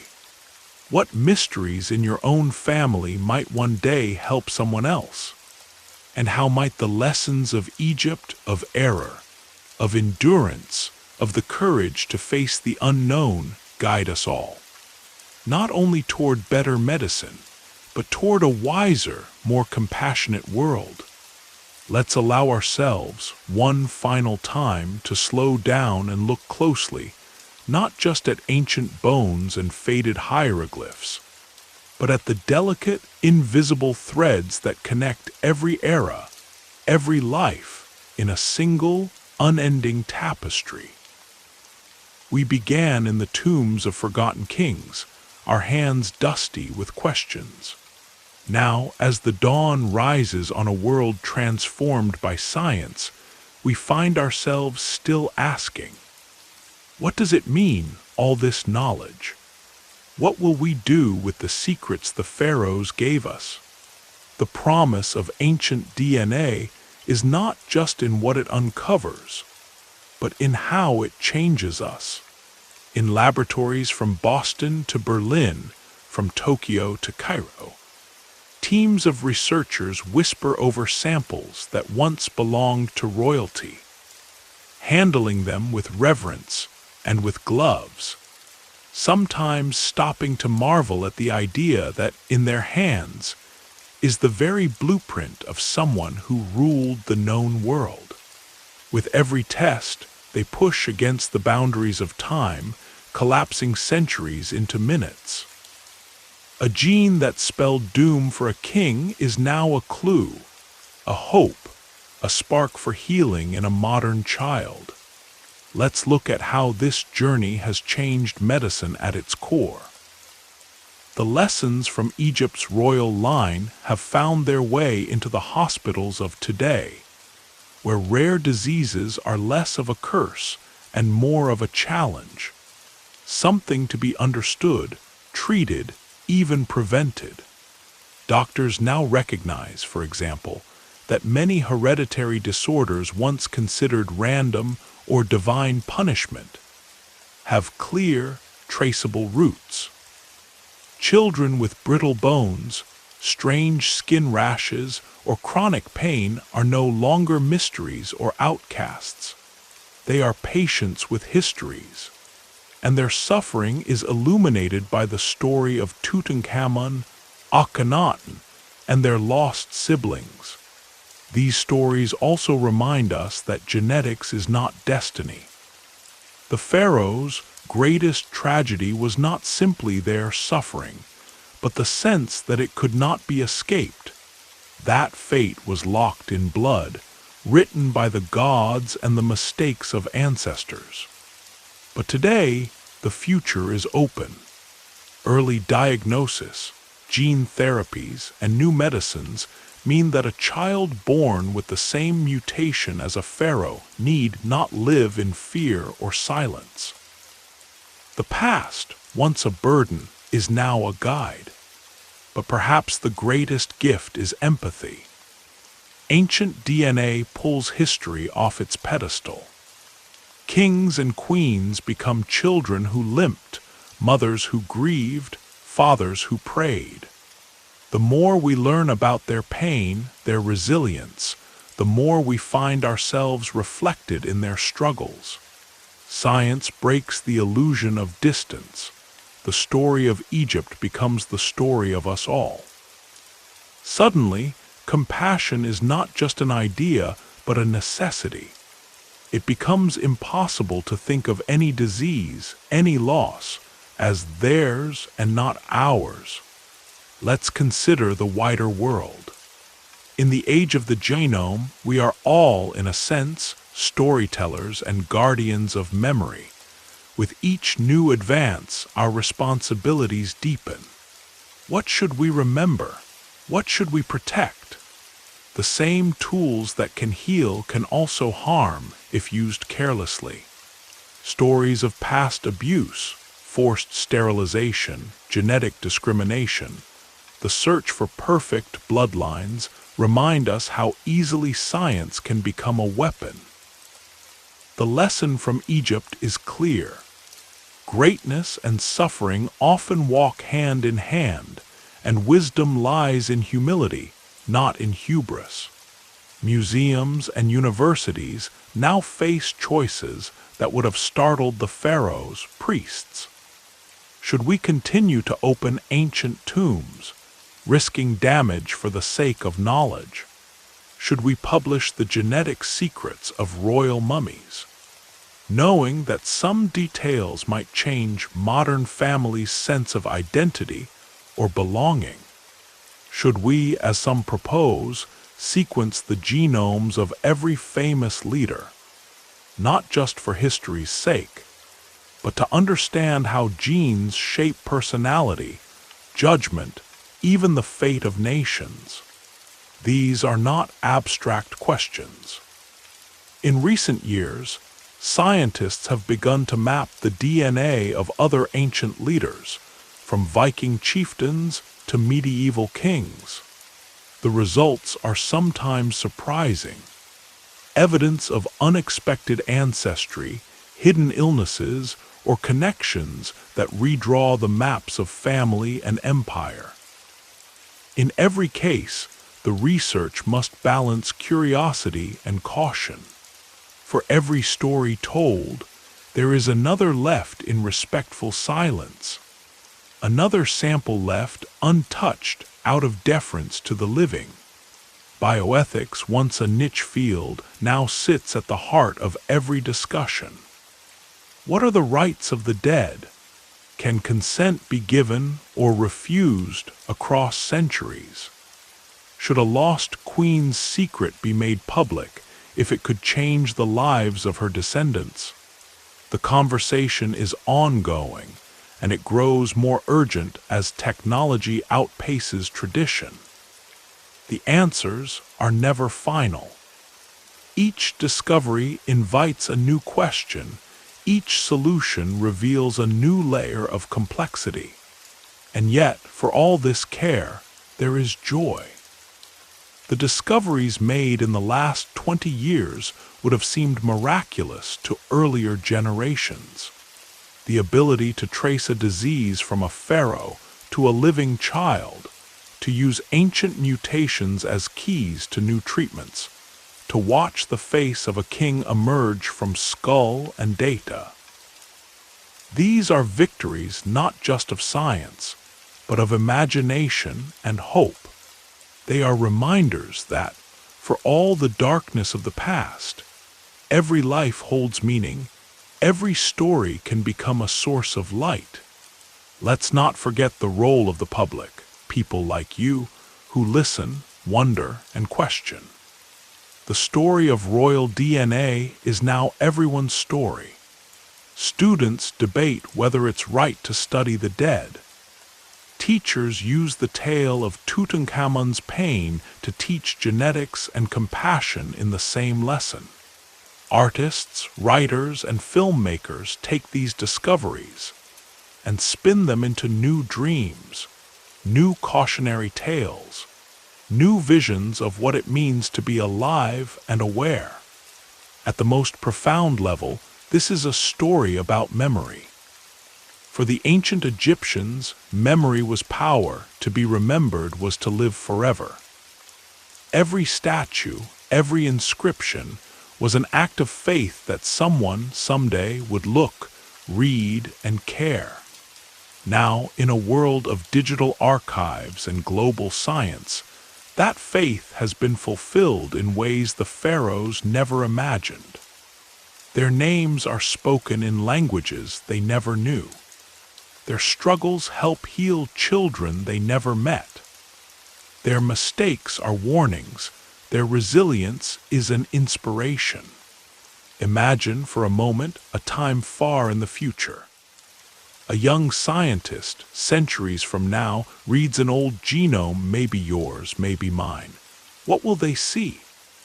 A rare mutation, a record of survival, a story of adaptation or migration. What lessons will they draw? The chain is unbroken.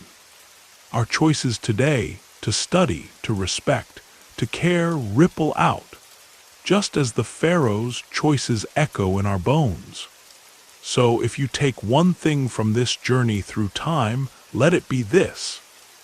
Science is not just about answers, but about questions. Every new fact is an invitation to listen more closely, to wonder more deeply, to act more wisely. The dead are not just objects of curiosity. They are teachers, companions, sometimes even mirrors. The future of DNA, of medicine, of our shared story, depends on how we honor that connection. And finally, a quiet invitation: become a steward of this story. Support the researchers who work in silence and dust, balancing discovery and dignity. Ask your own questions about family, history, health. Let curiosity lead you, but let compassion guide your steps. The past is never really past. It lives in us, moves through us. And if we are wise, it will help us build a world where every story, from pharaoh to farm worker, from queen to child, finds its place and its meaning.